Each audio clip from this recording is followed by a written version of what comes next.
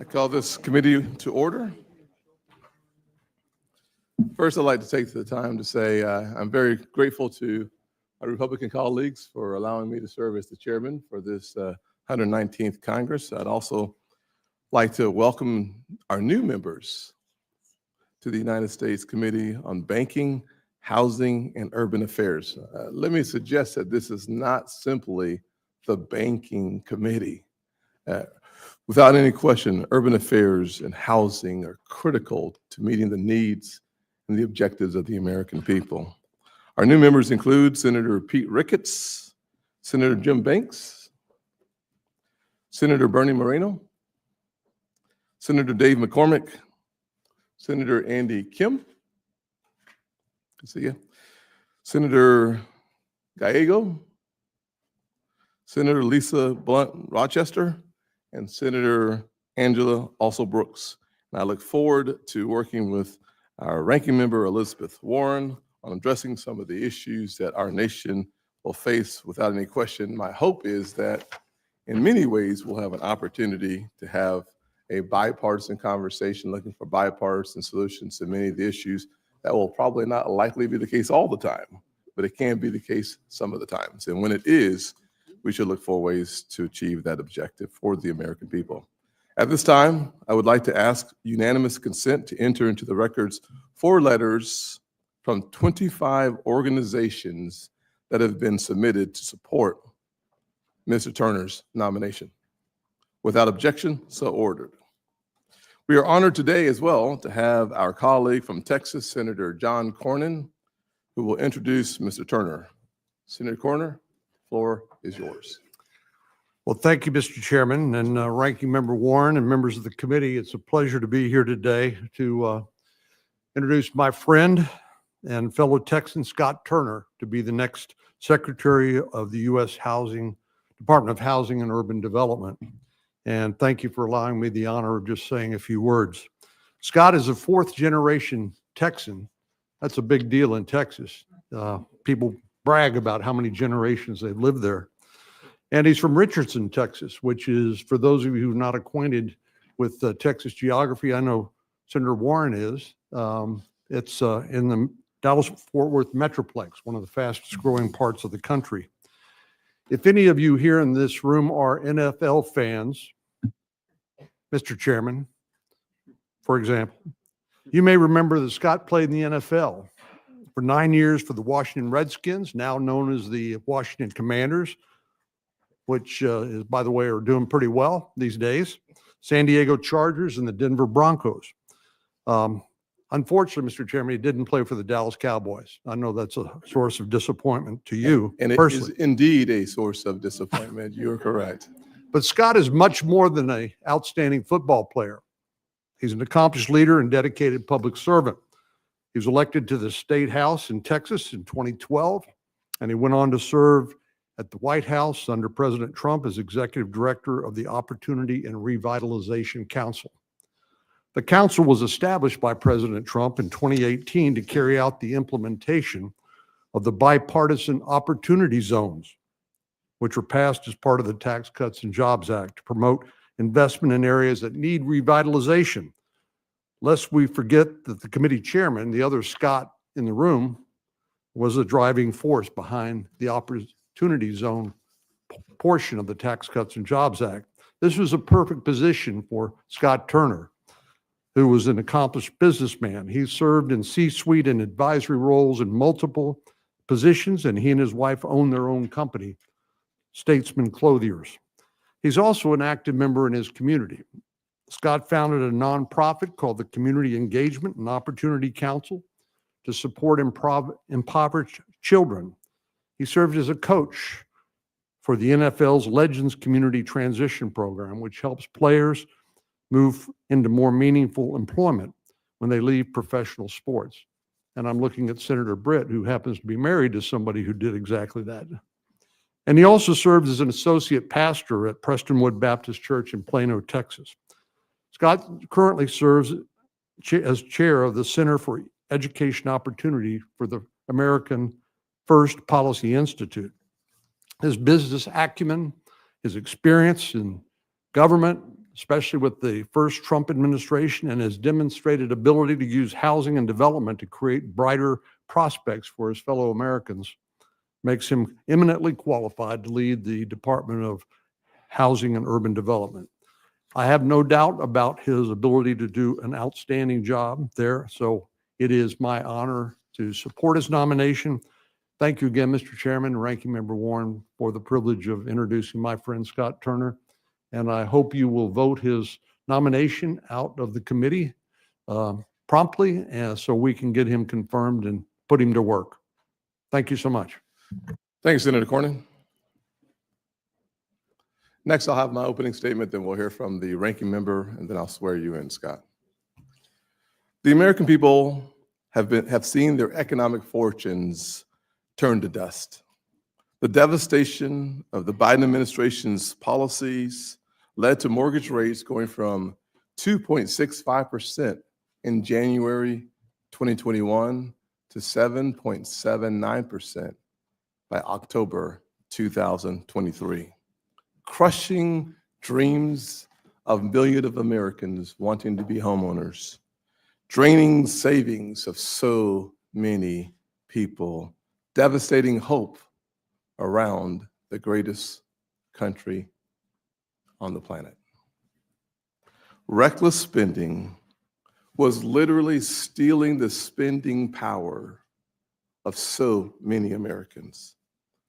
I remember these similar days when I was growing up as a poor kid in a single-parent household. Home ownership was just so far away for me and my mom. Just wasn't an option. Housing isn't just about shelter. Housing is about opportunity, and it is about stability. Housing creates the foundation for achieving the American dream. It's about creating strong communities where families can thrive and build a better, brighter future. Under the Biden administration and progressive leadership, HUD spending at the same time soared to record levels. And yet, the latest homelessness survey found an 18% increase in just the last 12 months, 33% increase since 2020.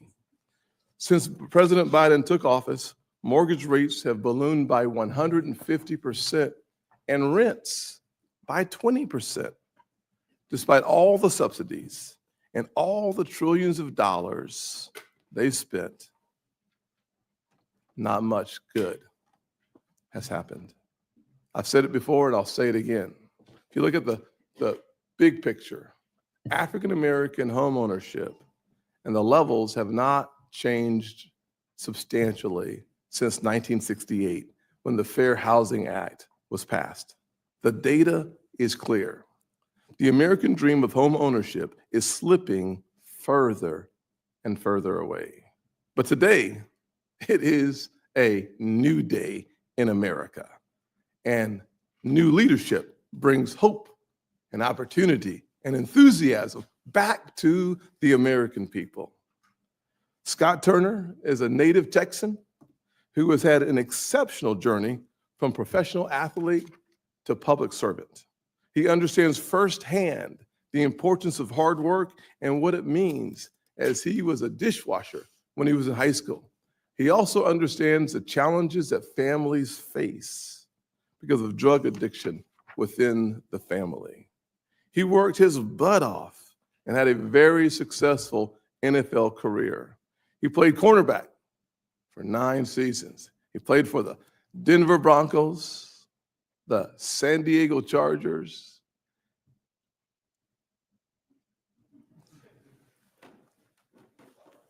it's gonna be okay, and the Washington Redskins. You know, for a guy who now spends too much time in Washington, D.C., I always thought D.C. meant Dallas Cowboys. I apologize. I know that's going to cause a lot of bad emails coming my way. But, Ms. Turner, I will not hold that against you, that you play for the Redskins, because I know you're here to serve the American people. And sometimes 2 different sides have to come together to make something positive and powerful happen for other people. One thing I have found to be completely clear about who you are, and I met you many years ago, you never give up. I don't think giving up is in your vocabulary.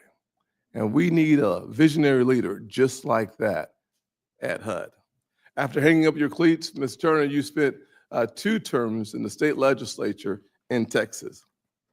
You recently were the executive director, as Senator Cornyn said, of the White House Opportunity and Revitalization Council under President Trump. In this role, you helped the opportunity zones that I wrote become a very successful program with over $50 billion in private investment going into opportunity zones, devastated communities, typically majority minority, seeing revitalization and rehabilitation become a reality without gentrifying those communities. As a former chairman of a county council in Charleston, South Carolina, I can tell you that the vast majority of housing issues must be solved at the local level. But there are things that we can do here in Congress to address the affordability crisis. And that role is getting government out of the way as often as possible. This is why I introduced my Road to Housing Act in Congress. And I am so thankful for so many supporters in this room of that bill. I've seen firsthand the negative impact of renting your house only to give it back, and that is, in a few short words, the 2008 crisis. Let's not relive the mistakes of the past, but instead forge a new path for everyday Americans. This common sense bill takes a comprehensive view of federal housing policy and it recenters support around families, helping those who are homeless, those who are renting, and those who will be homeowners. I look forward to marking up this bill in the weeks ahead and working with my colleagues on a bipartisan framework so that we can make sure that all segments of the housing market get the necessary attention to move forward. As we start this new chapter, we need new leadership. Scott Turner is the solution we are looking for, and I look forward to his leadership at the Department of Housing Urban Development. Senator Warren, the floor is yours. Thank you very much, Mr. Chairman. So today is our first time to come together as committee chairman and ranking member, and I want to offer my congratulations to you, Mr. Chairman. While I don't want to paper over our differences, I want to assure you and every member who is here that I will work with you to advance our shared interests. I also want to say welcome to 8 new members on this committee. Have you checked? Is that a record? It should be. It should be. It should be. I think this is exciting. You know, we can find common ground. As ranking member, my focus will be the same as that of all Democrats. We will work to unrig the economy and make life affordable for working families. There are 3 critical areas where I think we should focus. First, we need to make sure that the financial system works for all Americans, preventing too big to fail banks from loading up on risk and getting even bigger, protecting community banks, and making our financial regulations simpler and stronger. I support action here, but not all action is good action. I will fight tooth and nail attempts to make it easier for Wall Street to rip off consumers or to crash our economic system. We all remember what happened under the first Trump administration. Congress and the president weakened the financial rules on big banks. The nation's financial regulators took the hint and went to sleep. Executives got greedy, and no surprise, a few years later in 2023, we had the 2nd, 3rd, and 4th largest bank failures in our nation's history. Those mistakes cannot be repeated. Second, we must advance the nation's economic and national security. We must use export controls, trade policies, sanctions, and other levers to support economic security at home and to promote our values abroad. We must protect our financial system from being exploited by criminals, rogue states, and terrorists. And we must grow American industry, invest in critical infrastructure, and build resilient supply chains here at home. And third, we must focus on lowering costs for working families. The committee must hold giant corporations accountable when they gouge families. We should partner with the Consumer Financial Protection Bureau and other law enforcement agencies to continue the fight against junk fees and anti-competitive pricing. We must also work to fix our housing system. All across this country, housing costs too much. This is Econ 101, supply and demand. We are not building enough housing. We need more housing everywhere, for everyone. Big cities, small towns, first-time home buyers, renters, seniors, veterans, students, people with disabilities, everyone, everywhere. To do that, we need to make some big changes. And to really move the needle, the federal government needs to be a good partner, investing in affordable housing and spurring local innovation to cut red tape. And we can and should do even more. It is time to crack down on corporate landlords that engage in illegal price fixing to drive up rents. It's time to stop private equity firms from squeezing families and buying huge swaths of our housing market, which they then turn around and turn into overpriced rentals.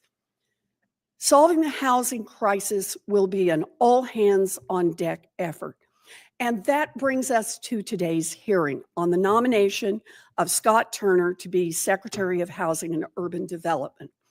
Welcome, Mr. Turner. It's good to have you here. Congratulations on your nomination. If you are confirmed, you will lead our nation's response to the housing crisis. Now, I've appreciated our conversations so far, and if you are confirmed, I will work with you however I can. But we face an enormous task to reduce the cost of housing. Our work is urgently important for tens of millions of American families. You have a limited public record, and the American people need a chance to hear from you and to hear the details about how you are going to help make housing more affordable. They need to hear your plans for building the millions of homes that America needs. They need to hear how you will support renters and make sure that seniors and families that can't afford rent will get the assistance that they need. They need to hear your plans to help the 800,000 Americans experiencing homelessness. They need to hear your plans to enforce the nation's fair housing laws. And they need to hear how you will crack down on greedy corporate landlords and manage an agency that provides critical support for homeowners, renters, and communities all across this country. This hearing is an opportunity for you to lay out your plans. I also have sent you a 13-page letter, 75 questions earlier this week. As you know, I take this seriously, and I trust that you will give me answers to those detailed questions before we vote on your nomination. General principles are not enough. We're all in the same place on general principles. It's going to be the nuts and bolts and telling the American people how we're really going to make change happen. Mr. Turner, I'm looking forward to your testimony today, and I hope you will give the American people a clear sense of your plans to run HUD. Thank you. I will now swear in the nominee. Mr. Turner, will you please rise and raise your right hand?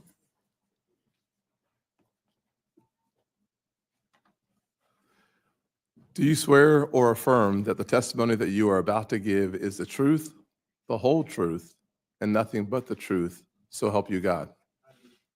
Do you agree to appear and testify before any duly constituted committee of the Senate? You may sit down.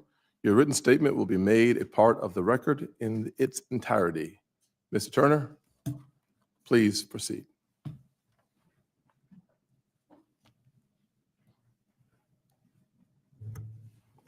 Well, thank you, Mr. Chairman and Ranking Member Warren and the committee. I'm so happy and honored to be here with you all today. I thank all the members of the committee. Thank you for your thoughtfulness. Thank you for your engagement and for your ideas on rebuilding the American dream for our nation's forgotten communities. It was a pleasure to visit with each and every one of you, all but one, and that was just because of a scheduling conflict. I'm so grateful to have that time to meet with you. Thank you for making that effort. And I hope that our conversations will not be the end, but only the beginning of a great and true partnership to meet the mission of HUD and serve the American people. I would also like to take a moment to thank my wife, Robin, who is here with us, for her unwavering support over nearly 3 decades of us being together, from college at the University of Illinois to the NFL, to the Texas House, the White House, business, ministry, and our family foundation. Robin has been a true partner in building God's kingdom and doing the work he's called us to do together. So Robin, I thank you for your support and all the friends and family that are here. I also want to thank President Trump for his confidence and his support and nominating me for this such a crucial position and even more so purpose. So I want to thank President-elect Trump. I sit before you today as a nominee to lead the Department of Housing and Urban Development. But deep down, committee members, this opportunity is also personal to me. I grew up as a kid, as it was mentioned before, in Richardson, Texas, and before that in Plano, Texas with my parents.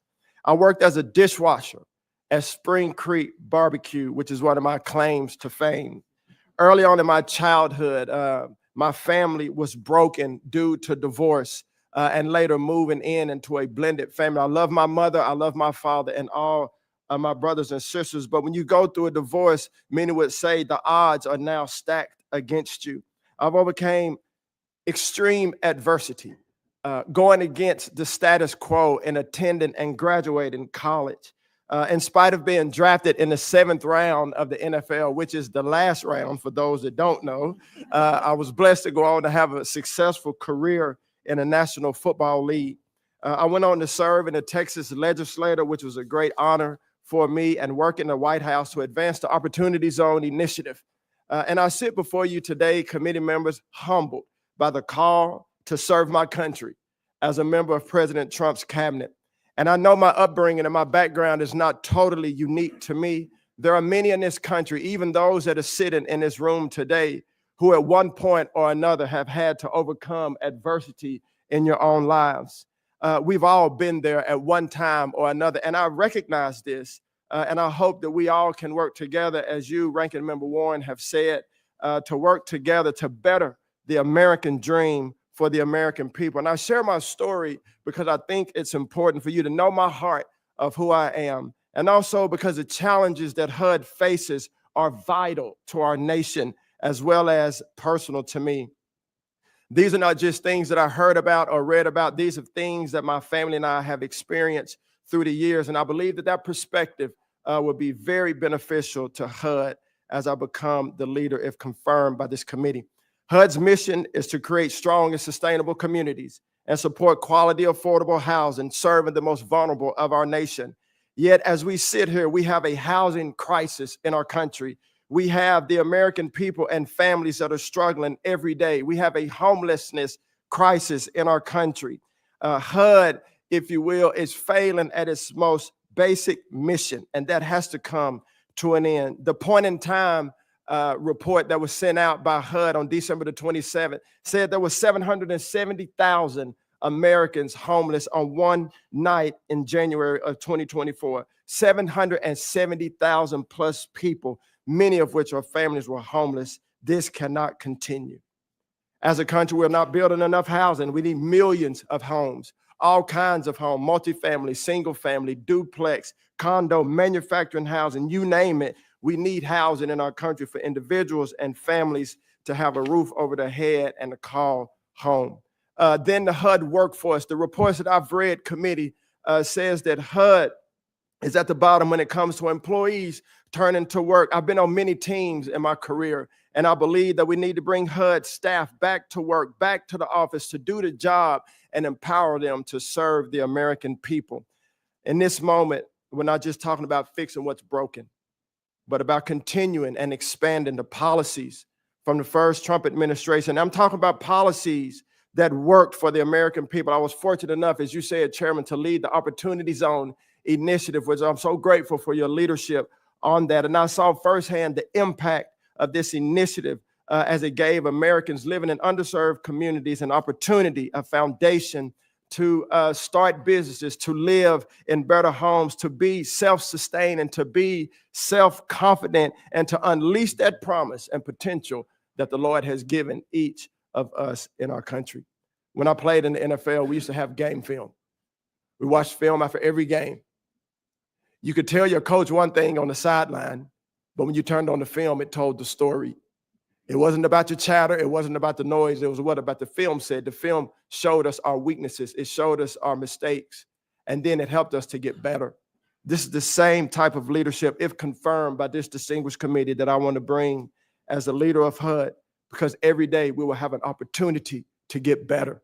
Every day we'll have an opportunity to take inventory and make HUD the best place. So, Mr. Chairman, my heart is ready. I'm ready. I thank God for this opportunity, and thank you and the committee members for this change. Thank you very much for your testimony, Mr. Turner. I'll just remind our new member, or tell our new members, or remind those of us who've been on this committee for a little while, we do have a 5-minute clock, and I'm going to hold us pretty tightly to that 5-minute clock, including myself. That's my goal. And so we'll get started right now. Thank you very much. Mr. Turner, Yes, sir. one of the things I hope that you'll realize is that this is a bipartisan committee. We represent different communities around the country, and I think government should never serve the party that is in power. Government should serve all Americans, no matter whether we vote for you or not. Your job is to stay out of the political lane and serve the American people. So for me, one of the most effective ways to serve people is to go where they are, not ask them to come into the bubble of this building. But we have to get out of our offices, so to speak, and go into the community. So one of my questions for you, and frankly, my first question for you is, will you commit to visiting communities as diverse as North Charleston and as different as Detroit in your first several months on the job? I think you need to see firsthand that Mr. Tillis has music he wants to play, but play that funky music. Anyways, I won't finish that. Anyways, I'll just say this, that I hope that you will go to Detroit, Michigan, and see the devastation and the sense of hopelessness that can be turned very quickly into hope. I want you to come to my hometown of North Charleston and take a tour of some of the impoverished areas and look at mixed development and remind people that we care about everybody. What do you say? Yes, sir. I'm in agreement. I remember when I was appointed to do the Opportunity Zone job as the executive director, after I thanked the president for the appointment, I said, Mr. President, I'm not going to be here because I'm going to the streets where the people are. And went to over 70 cities in our country, visiting places like Tamaqua, Pennsylvania, visiting places like Birmingham, Alabama, Dallas, Texas, Liberty City, Miami. And so, yes, sir, that is a commitment from you, from me to you in this committee, that I will go to the people of America, visit the neighborhoods, visit the leaders, the servant leaders in our country to see, what is the problem that you're having and how can we work together to come up with sustainable solutions. And I think that's very important. Thank you. One of the challenges I think that we have is meeting the housing needs of our citizens. Frankly, as I think Elizabeth and I both agree, is over 7 million needed units. I think a part of my Road to Housing Act suggests that the definition that we use for manufacturing needs to be updated. If we're going to meet the needs of the average person, I think improving the definition of manufactured home in the HUD code to remove the permanent chassis requirement is incredibly important. Do you support updating the HUD code to change the definition in manufacturing homes? Thank you, Mr. Chairman. And I know how important manufactured homes are when it comes to housing availability and housing affordability. And so to look at those codes and all the codes at HUD and take inventory and how we can reduce the burden and make it less cumbersome to build these houses, including manufactured housing, is a commitment I do give to you, sir. Thank you. I said during my opening statement that the homelessness has increased by 30% since 2020. Yes. Devastating. Do you have specific thoughts in 30 seconds or so on how you would address the homelessness issue and start bringing it down some? Yes, sir. So homelessness, I think that we need to engage local communities and organizations, faith-based organizations, institutions that have real results as it comes to combating homelessness. I think the federal government can be a great partner, but we do need to engage those that are on the local level that have great results as it pertains to homelessness and work with them. I think the 50 Laboratories of Democracy gives us an opportunity to see what's working, what's not working. We should direct our attention towards those issues that are working. I had an opportunity to meet with some of my Democrat mayors in South Carolina, and one of the things that they were celebrating was the success of opportunity zones for the first time, bringing affordable housing back into their communities. And I've seen that in South Carolina. I've heard it in Maryland. I've heard it across our country that this is one of the programs where my favorite mayors around the country, many of whom are Democrats, celebrate opportunity zones. Yeah. My favorite governors around the country, who are oftentimes Republicans, celebrate opportunity zones. I'm not suggesting that we should celebrate opportunity zones, but I'm glad that they do. Can you speak to the benefit of opportunity zones, alleviating poverty and creating opportunities for everyday Americans? Yes, sir. In about 20 seconds. Yes, I'll do my very best. Opportunity zones were very impactful. And if you look at the reports that we did while running the Opportunity Zone Council, you'll see 1 million people were lifted out of poverty. Housing went up for minority families. Salaries went up for minority families. And so to give people an opportunity to invest in places that had not seen investment in many decades is great for our nation as it pertains to housing, affordable housing, and operating businesses. Thank you very much. Senator Warren. So thank you, Mr. Chairman. So, Mr. Turner, I want to ask you about why housing costs are so high. You recently said there is, quote, an ever-growing need for high-quality, affordable housing in our nation. Experts have said, as the chairman said, we need about 7 million new housing units in America. Now, there are a lot of explanations for our housing shortage. Local zoning and land use restrictions can make it harder to build homes. The cost of capital, which has been made worse by the Fed's decision to keep interest rates high, makes it even more difficult both to build and to buy housing. And there are places where the federal government can help. Take the HOME program. HUD gives grants to states and localities to help build and preserve affordable housing, and it works. In its history, HOME has supported the development of more than 1 million affordable units nationwide, including more than 100,000 homes in your home state of Texas. Mr. Turner, in 2023, you said that, quote, it is more expensive than ever to build and developers need access to more capital. Do you support additional federal investment in programs so that we can lower the cost of building affordable housing? Thank you, Senator Warren. I appreciate our visit together, and thank you for your time in this. As you said, there are many factors to why housing is so expensive now. And I believe first we have to get our fiscal house in order in our country. Interest rates are at an all-time high. Inflation is at an all-time high. Fair enough, Mr. Turner, but Yes, ma'am. I'd just like to focus because it is a big problem. And I'm For sure. sorry to interrupt, but For sure. the chairman's going to be tough on time. And that is, I just want to make sure I understand. Do you support additional federal investment in programs so that we can lower the cost of building affordable housing? Thank you, Senator Warren. What I do support is maximizing the budget that we do have and making sure that the money. So is that a no to additional investments? It's a yes to maximizing the investment that we have and making sure that the programs that we do have are meeting the intended need and serving those that are intended to serve. Well, I have to say that gives me real pause. You know, we just established that we have a terrible gap of affordable housing, and we have a program here that has helped close that gap. State and local governments, I understand, bless them, they're doing what they can, but they don't have enough money to match the scale of the problem nationwide. And what I'm looking for is a commitment that we're at least going to try to get some more help to the state and local communities that are trying to build affordable housing. Yes, ma'am. Thank you. And I do look forward to looking at the home program and other programs. But my point, there's record funding from HUD. HUD's budget is nearly $70 Well- billion at this point, and we're still not meeting the need that we're supposed to be meeting. Which might mean And that so we I need think more we need money to take there. inventory. Let me, if I maximize the can, budget. turn to another Yes, ma'am. topic. You know, unfortunately, there are some people who are trying to take advantage of our housing shortage instead of trying to fix it.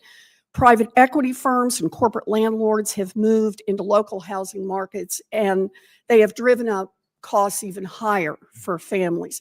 In 2011, no single investor anywhere in America owned more than 1,000 single-family homes. By 2022, just 5 investors collectively owned nearly 300,000 homes. And in fact, in your home state of Texas in 2021, big investors moved in and they bought a whopping 28% of all homes that went on the market. So Mr. Turner, the governor of Texas, Greg Abbott, recently said, quote, corporate large-scale buying of residential homes seems to be distorting the market and making it harder for the average Texan to purchase a home. Do you agree that it is a problem if big corporate investors are beating out families to try to buy homes? Thank you, Senator. And I haven't seen that statement from Governor Abbott, but I do look forward to looking at this issue and even working with you and your staff on this issue. I believe that we do have a housing affordability crisis in our country. The more capital we get into the market, the better. And obviously, we want the right people, qualified people to invest. And the stats that I saw, Senator, said about 2% of institutional investors own these single-family homes. And so if I'm confirmed by this committee, I look forward to digging into this more with you so that we can look at this issue together. Well, I appreciate that. You know, we've got to be laser focused on lowering the cost of housing for families. Yes, ma'am. Thank you. Thank you. Thank you, Senator. Senator Rounds. Thank you, Mr. Chairman, and congratulations to both of you and your new positions. Mr. Turner, first of all, thanks for the opportunity to visit with you in my office. I really appreciated that, and I think we have the same focus, which is when the traditional market is available, when interest rates are low, and individuals can afford to literally get a mortgage, and when the opportunities are available so that the entryway to getting that mortgage rate is simplified and brought down, more people can, through the traditional markets, actually have that home ownership. And I personally believe that equity that is in that home should be with that homeowner and not with the federal government. So I really do like the idea of having the individual have that home ownership opportunity. And I just like your thoughts for just a minute. And I don't need to push it too far, but isn't that really what this is all about, is allowing individuals the ability to gain equity in their home and for them to have that value rather than simply paying rent through a federal program? Wouldn't it be much better to have the private sector loaning the money and an individual actually getting equity in that home? And thank you, Senator Rounds. It was good to meet and visit with you. And, you know, for most Americans, their home is the largest investment that they have, and that's how they begin to build generational wealth. I know that was like for me and my family growing up and even now. And so, yes, I believe that having that equity in their home should be available to that homeowner because that's how most families begin to grow wealth and achieve the American dream. You know, I think that's one of the reasons why President Trump was elected, was to bring down that cost of interest on a home so that more people can get into that. And I think that's a really important part is that, you know, once you get that equity in that home, now you have other opportunities. And it's a whole lot easier if that individual has that opportunity in the first place. And so I think it's a step in the right direction. At the same time, we have areas such as on our Native American reservations in South Dakota where the challenge is it's tribal trust land. Right. You know, we've got about 15% of our population is Native American. And for them to be able to have a home, it means in a rural area that we've got to have access to people that understand how you put a mortgage on a home which is located on tribal trust. And I would just ask for your commitment to working with us to make that as simple as possible in those rural areas. Absolutely. And I really appreciate your care for your constituents, and particularly those in tribal lands. And I do commit to working with you and also visiting so that we can go visit those leaders at the tribal lands and see how we can make it the most efficient and affordable for them and their families. Thank you. And I really appreciate that. And I'm going to hold you to that. I think that All right. would be really good. And if you really want to take poverty out in some of our more rural areas, start with providing an opportunity for home ownership on our reservations, and it'll make a huge difference. Yes, sir. And we were in our office, we talked about a number of items, but one of those items that we talked about was trying to cut the red tape and making federal programs work more effectively and efficiently. As a former state legislator, you undoubtedly understand the challenges and the costs associated with excessive federal overreach. At a time when there is a growing demand for additional housing units, there's no question about that. Federal regulations like Davis-Bacon, environmental review, Build America, Buy America, and new energy standards are slowing the construction process and increasing costs nationwide, including on tribal lands. Breaking down some of this bureaucracy should be a part of the discussion as we try to incentivize housing development. My question for you is under your leadership, will the department make it a priority to review and adjust program regulations to match the level of risk based on the type of activity, the location, or the amount of federal funds involved? Yes, sir. And what the goal, if confirmed by this committee, is to look at all the programs at HUD and take an account and take inventory and ask, is this helping the mission of HUD or is it not? Is it helping to build more affordable housing or is it not?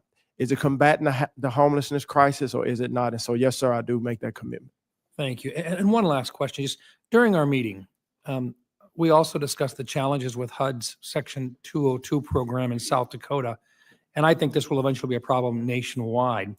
And so the need for greater flexibility to adapt to changes in housing markets, service industries, and tenant populations, particularly in rural communities where we may have to make some modifications to existing 202 programs. I would just ask for your commitment to work with us to be able to resolve some of these issues which are front and center today. Yes, sir. Thank you, Mr. Chairman. Thank you. Mr. Warner. Thank you, Mr. Chairman. Mr. Turner, it's great to see you again. Thank you for our meeting. Yes, sir. I do want to just add quickly to what Senator Warren said. In a bipartisan way, we put about $5 trillion out under both President Trump and Biden under COVID. One area we did nothing for was housing. And while I'm all in public-private, I do think there needs to be additional resources here if we're going to spur this issue, and I appreciate the conversation we had. I want to hit quickly 2 or 3 items that I hope we can work together on. As members of the committee knows, I've been a big advocate for community development financial institutions, CDFIs, that serve the underserved community. It was actually an area where I worked very closely with the first Trump administration, working with my friend Mike Crapo and many on the other side. We got $12 billion for CDFIs. We started the CDFI caucus, which is, I'm proud to say, bipartisan, 24 members, 12 Ds, 12 Rs. I appreciated when we had the meeting, you talked about a CDFI in Dallas that had helped work to acquire a building, working with a church, a school building. Can you speak for a moment or two about the value of CDFIs and how we could further expand the vital role they play? Yes, sir. And thank you, Senator Warren. It was great to visit with you and learn more about CDFIs, how you're doing and your vision on that. And we do see the value in that. And I will say that I look forward to working with you further in your home state and other areas around the country to see how we can utilize these CDFIs to help when it comes to housing and investments inside our local communities. Well, thank you. I mean, one of the things also, I appreciated one of your earlier answers as well, said, we all know home ownership is the path to wealth creation in this country. It's one of the reasons we got a 10-to-1 racial wealth gap, black to white, because of failure to have home ownership fully representative across all communities. And again, a program I've worked on and got some interest from both sides of the aisle called the LIFT program that would target first generation, first time home buyers, which by definition ends up being about 2/3 folks of color, that would say, if you qualify for a 30-year mortgage, what we would give you would be, you make those payments, you get a 20-year mortgage, you double the amount of equity that you obtain in in that first 10 years. It is that wealth creation notion. Again, we talked briefly about it, but I'd like to get you on the record. This is be something, how we can increase home ownership, particularly for disadvantaged communities using the market.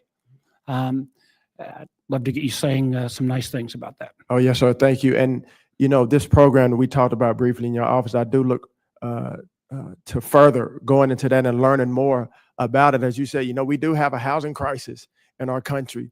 And I heard one leader say, all ideas need to come to the table and we'll pick the best one, that impacts the people that we serve. And so I look forward to I going got two further. more I want to get in Okay. very quick. One is, again, another topic we talked about in my office, and this is a challenge every state in the country, and Virginia may be a little more on the cutting edge as states look at both the challenges, upside and downside of bringing data centers to their community. Generate a lot of revenue, also got some challenges. I talked about Henrico County, which is outside of Richmond, 400,000 person community, crosses the economic strata. This community's done something very creative where they've taken the tax revenue from the data centers, dedicated to a housing trust fund, where that housing trust fund helps acquire the land. And if you build some affordable housing there, you get waived a lot of the regulations. You don't have to pay your sewer permit fees, your regulatory fees. This may be one tool in the toolkit that takes something that otherwise is a bit controversial, still has controversy, but might generate towards the kind of public-private initiative. Again, I invited you to my office. I want to invite you to Henrico County to visit and take a look at this program, should you be confirmed. Yes, sir. I look forward to coming. Okay, great. Last one, I'm going to get all my points in less than 5 minutes. I'm down to 44 seconds, Tim. I'm going to get it done in time. And that is opportunity zones. I think had a lot of potential. Again, Senator Scott, I was one of his wingmen on this.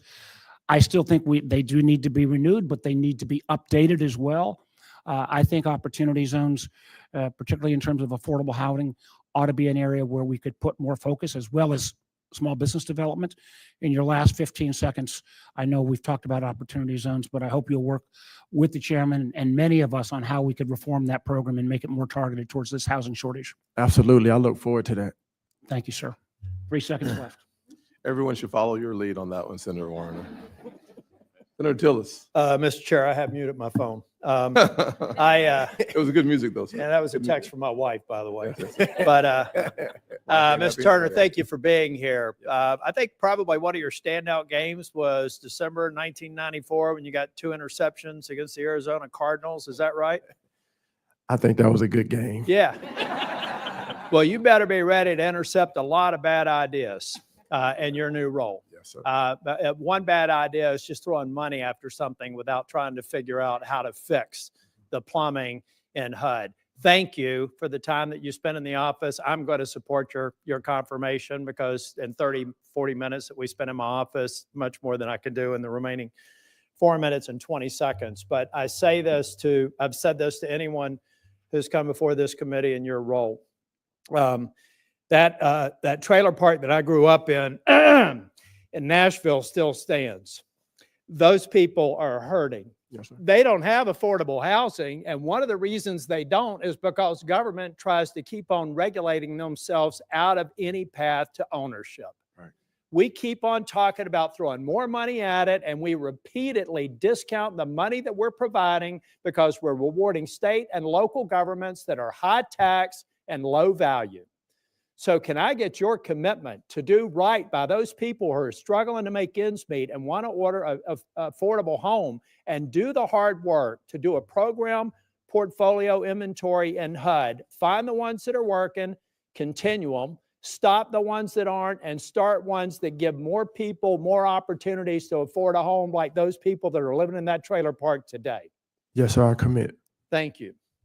Now I want to talk about Western North Carolina. It was, I think, without question, it experienced something that's never been experienced in inland storm. People talk about Asheville. There are almost 24 Asheville's in Western North Carolina, in an area that covers a landmass roughly the size of Massachusetts. We have CDBGR disaster recovery funds that have been allocated, and quite honestly, Governor Cooper has now transitioned from office, but his administration was abysmal in remitting funds and getting it out the door. I've complained about this for about as long as he was in office, for nearly 3 different major storms that have come into North Carolina, and we're about to hit the same speed bump in Western North Carolina. We can't afford to. Can I get your commitment to come down to North Carolina with me so that you can see firsthand what we need to do to make sure that we help those people? Yes, sir, Senator. I commit to coming. Thank you. Thank you. Now, with the time that you've spent you made a reference. There are some people on this committee. You made a comment that's very important. We need to flood the zone and get more capital in if we're going to address the affordable housing problem. Do you think private investment, even private equity investment, is a bad thing to get capital in the market to fix this problem? You know, Senator, thank you for your question. I believe the more capital, the better.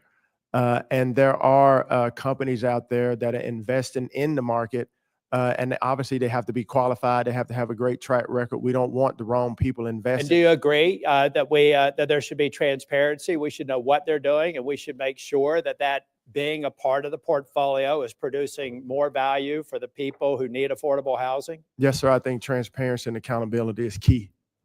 Okay. And in the remaining time, tell me why you believe your life experience best qualifies you for this role. Because as I said in my opening statement, Senator, you know, these aren't just things that I've heard about. These are things that my family and I have experienced through the years. I had an uncle who was found homeless, and he was a veteran. When they found him, my family and I were able to come around him, to love him, to take him in, to give him the wraparound services that he needed. Not only was he homeless, but he was beaten and battered, and he had a life debilitating disease, which ultimately took his life. He's with the Lord now. But the latter days of his life were the best days of his life. But he was homeless, but we were able to come around him and provide for him what he needed. I've had other members of my family that have been on government assistance, including my wife, grew up on government assistance and did very well. And God graced her to go to college, graduate, master's, and been married to me. Mr. Turner, I know you said that in your opening statement. We talked about it in the meeting. It bears repeating. Having a life, like him and you, I'm convinced that we can get good things done. Thank you for being here. Thank you. I will say that between Senator Warner and Senator Tillis, giving time back is a blessing. Senator Van Hollen. Thank you, Mr. Chairman, and Mr. Scott. Yes, sir. Mr. Turner, good to see you, and it was great to sit down with you yesterday. I appreciate the opportunity, and let me just say that to me, it shows excellent judgment that a man from Texas would come to play for what was then the Washington Redskins, now the Washington Commanders. And I will point out to my colleagues, and I know Senator Cornyn had to leave, but in the last game that we played, the Commanders played against the Cowboys. Commanders won, and they're in the playoffs. And all of us in Maryland are hoping for a Ravens-Commanders Super Bowl. All right, that's what we're all rooting for. Okay, so let me just address some of the issues we discussed yesterday. And I mentioned in our meeting that Senator Todd Young and I have introduced a bipartisan legislation entitled the Family Stability and Opportunity Vouchers Act, which would create housing vouchers targeted on families with young kids and enable them to move to areas of higher opportunity. There's lots of research that shows that helps break the cycle of poverty and create more generational wealth in income. The legislation we've introduced is based on a pilot program that we launched in legislation that was signed by President Trump the last time he was in the Oval Office. And the early signs from the pilot program have been so encouraging, we went ahead and introduced a full piece of legislation. So I'd really like to move forward on that and just ask if you are confirmed whether you will work with us to advance that legislation. Sorry. Yes, sir, Senator, and it was great to visit with you. And yes, I do look forward to working with you. So let me address another area that we talked about, which is the cost of housing. I think all of us recognize we have an affordable housing crisis in the United States of America. You agree with that, right? Yes, sir. And obviously, some of the inputs to housing are the materials. We talked about how you have a multi-family housing business. And when I asked you what were the primary drivers of increased costs, one of the first thing you said was the costs of actually building the home and the materials, right? Yes, sir. Right. So I want to talk to you about those inputs, because obviously lumber is a huge cost for housing. And the previous Trump administration increased tariffs on lumber. The current Biden administration kept them on and raised them a little further. I think they're now about 15%. Would you agree that it would make housing more unaffordable if we further increased tariffs on lumber? Well, you know, that's the president's job, and I know he's going to do everything he can to bring costs down. No, I mean, across the this board. is sort of math. I'm just asking you, there are lots of factors here, but would you agree that if you increase the tariffs on lumber, which is a major input to the cost of housing, that increases the cost of housing? Well, I think there's a lot of increase to the cost of housing. I don't want to get into the tariffs conversation, because obviously that is not my job. That's the president, and your job is Congress. But what I want to do is combat anything that raises the cost of housing, be it the cost of construction, be it fees, be it regulatory burdens. That's what I'm focused on, Senator, to bring those things down. Right. No, I appreciate that. You know, if you're confirmed, you're going to be Secretary of Housing, and affordable housing will be part of your portfolio, a major part of it. And obviously you'll be at the cabinet meetings if confirmed. And so Yes, sir. I hope you will pass on to the president, as he considers these things, the impact that will have. Look, I support targeted tariffs to protect strategic U.S. industries. I mean, that's a very important thing. Right. But a broad-based set of tariffs across all sorts of goods that we're importing obviously drives up costs to Americans, just like it drives it up for housing. And there's another area of housing that includes gypsum. By the way, we produce some gypsum in the United States, but we also import a lot of gypsum, including through the Port of Baltimore. That's another area. If President Trump is talking about increasing tariffs across the board for Americans by 10 to 20%, won't those tariffs on gypsum and other things also raise the cost of housing and make it less affordable? Senator, I do commit to you to having these conversations, if confirmed by this committee, with the president, because obviously affordable housing, if I'm the Secretary of HUD, will be my responsibility. So I do commit to having these and more conversations on how we can bring costs down in our country so that we can build affordable housing. So I do commit that to you, sir. I appreciate that. And again, this is a simple mathematical proposition. And if we're serious about affordable housing, we can't have across the board tariffs in an unstrategic way. Thank you, Mr. Chairman. Yes, sir. Thank you. Senator Haggerty, you are next, sir. Welcome, Mr. Turner. Thank you. Let me get this on here. Again, welcome. Glad to see you here. First, I'd like to talk with you a bit about what's happened with our nation's housing, our demand and supply perspective on that. I think it's well documented that we have a serious supply shorting of housing, about 4 million homes short, as I understand it. At the same time, the current administration has championed these de facto subsidies like tax credits, down payment assistance, and looser lending policies, which obviously will stimulate demand, but at the same time, have they pursued various regulatory policies that have had the effect of constraining supply. And we all know what happens when you constrain supply and you stimulate demand, prices go up. So we've seen massive inflation, not only in the cost of homes, but in rent. And I think that's been a big driver of the inflation that we suffered. So I really want to understand how you're thinking about affordability of housing and supply of housing in the context of this supply and demand dynamic. Thank you, Senator Haggard. It's great to see you again. And yes, you know, we do have a affordability crisis. Regulatory reform, both from the federal government and the state government, is much needed. We want to make it more flexible and easier for developers to build affordable workforce attainable housing across our country. And so if confirmed by this committee, one thing that I want to do, which is top priority, is look at all the regulatory burdens from the federal side, and also to work with localities and states to see how we can ease those burdens so developers can build, and so that the supply goes up as the demand goes up, because right now we're not meeting that demand. Yeah, I want to come back to the state and local component in just a minute, but on the federal side, if you think about the federal interventions that have taken place I think the intention has been to stimulate affordable housing. Have they had the desired effect in your mind?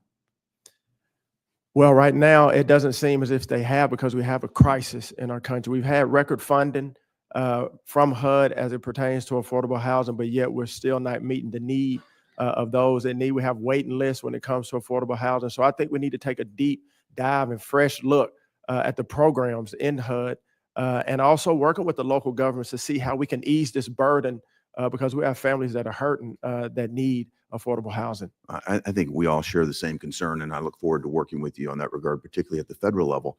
To go to the state and local level for a moment, I'd like to just share one of my experiences. Before I went into the previous Trump administration as ambassador to Japan, I served as, in effect, the Commerce Secretary of Tennessee. I ran the Department of Economic and Community Development. One of the areas that I was responsible for in that department was administering community development block grants. And this is just an example of an opportunity I see at HUD, because I went through a major streamlining process. Tennessee had a budget deficit of about $1.6 billion. So I went through my department and did a streamlining process that eliminated a very large number of positions in the department. That streamlining yielded much more efficient operations, and Tennessee began to thrive after we went through that reorganization. But one aspect of that was the elimination and streamlining of the division that administered the CDBG grants. And we were later forced by HUD to reinstate those positions. So rather than look at Tennessee and say, look, this is an opportunity to congratulate greater efficiency and streamlining, maybe use that as what we call a best observed practice across other states and bring more efficiency to bear.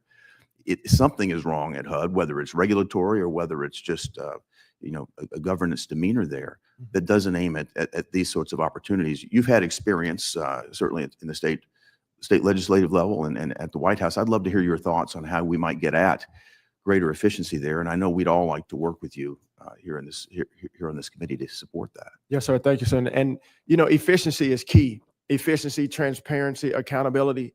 And if confirmed by you and your colleagues on the committee, I do commit to going into HUD and taking an inventory, taking an assessment of all the processes, all of the programs, to see what's duplicative, what's working, what's not working, and streamlining those things so that we can be more efficient, because our number one job is to serve the American people that are the most vulnerable, low income, moderate income people in our country, as it pertains to housing, homelessness, disaster recovery, and those three areas are of utmost importance to the mission. So efficiency is the key so that we can better do that. I commit to you to do that.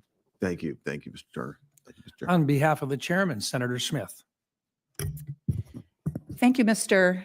Chair and Ranking Member, and it's great to be back in the committee, and welcome Mr. Turner to the committee.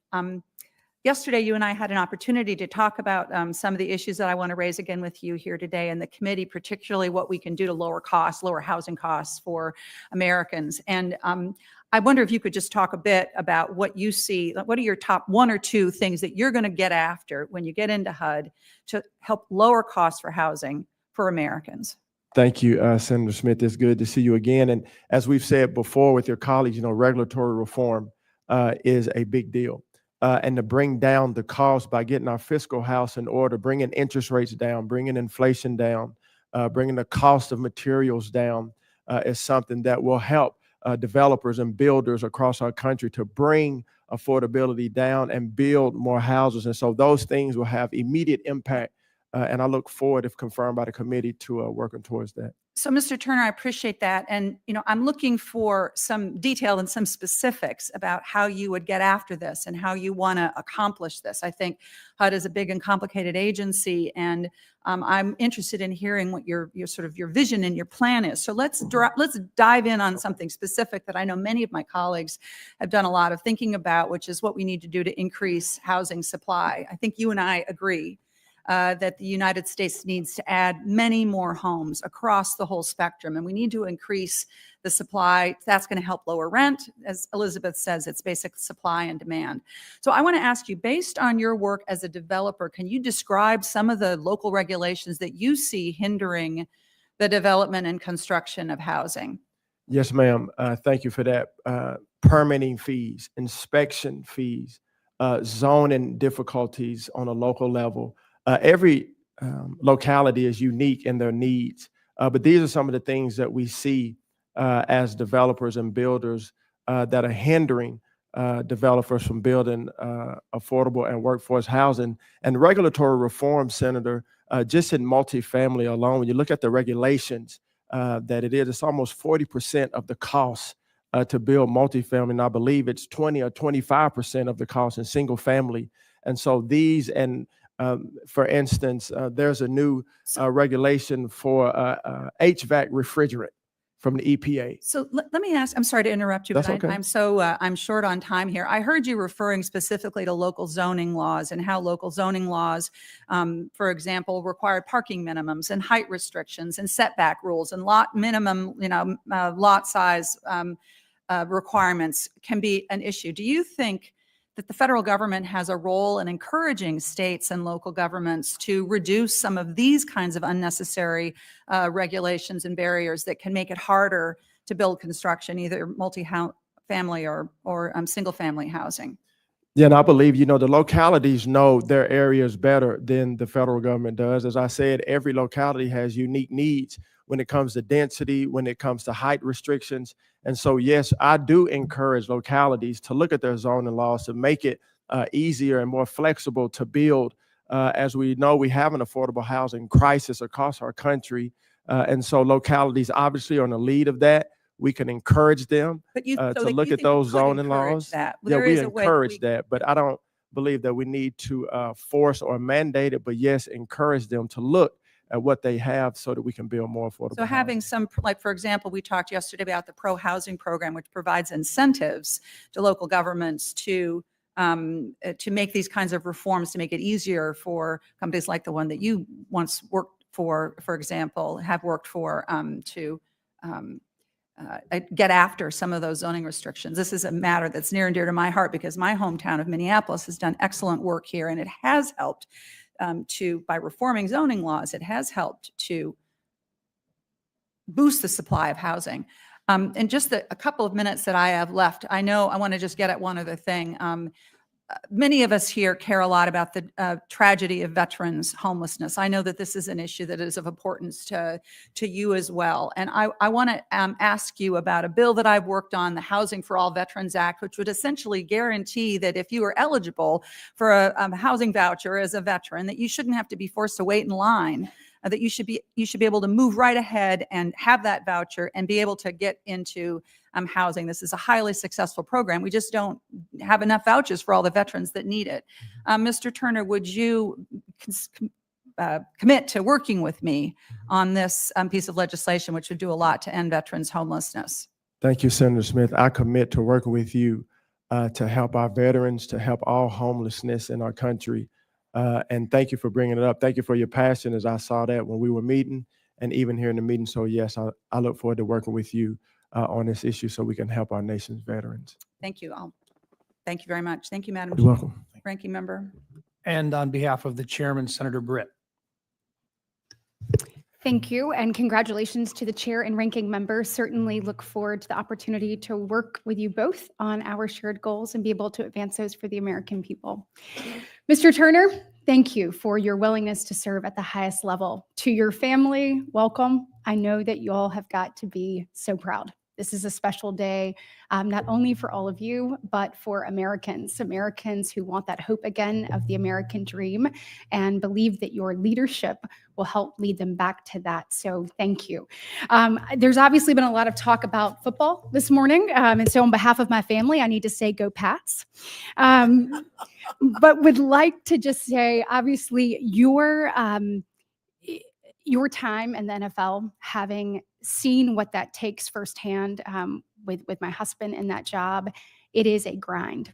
You know how to set goals. You know how to push through adversity. You know how to literally grind it out. You also know, as the chairman said, to never give up and that anything is possible. You also know what it means to be a part of a team, which is exactly what we need. We can't keep doing the same thing or highlighting what's supposed to be a star. It's got to be who's the best to put on the field to achieve the goal and achieve a win. And I look forward to seeing you do that at HUD. So I enjoyed our conversation in my office, learning about your experience in housing, learning more about what you did in the last administration, bringing opportunity zones to life. I thank you for your commitment to visit the state of Alabama. We look forward to having you and certainly are proud of your past trips there and the work that you've done alongside so many tremendous Alabamians. Look, we all know that we are facing a serious problem when it comes to affordable housing in this country, whether it's inflation, whether it's high construction costs, whether it's interest rates, you name it, low inventory. We got a lot of things that we've got to tackle in order to be able to fix this. And unfortunately, over the last 4 years of the Biden-Harris administration, these things have not gotten better. They have gotten worse. And so you are going to inherit a tremendous problem, but one that is critically important for people to be able to have their piece of the American dream and for so many to be able to have hope.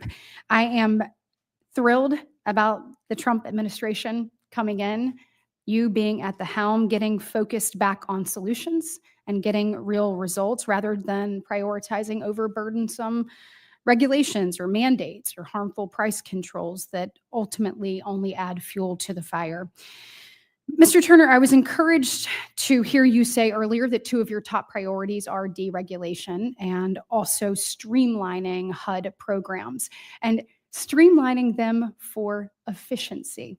We want them to work better and faster for the American people. I share these goals. I mean, when you look, it's been highlighted today, but when you look over the last year, homelessness jumping 18% in the last 12 months, 33% since 2020, it's absolutely unacceptable. You look at the fact that a new cost, a home has now risen 30% since 2020, the cost of it, and 24% of that is directly attributed to regulation. I know that you agree that that is unacceptable, and it's clear that overburdensome regulation is part of this. Look, I want to just talk to you a little bit about your intention here to assess and measure the effectiveness of current HUD programs.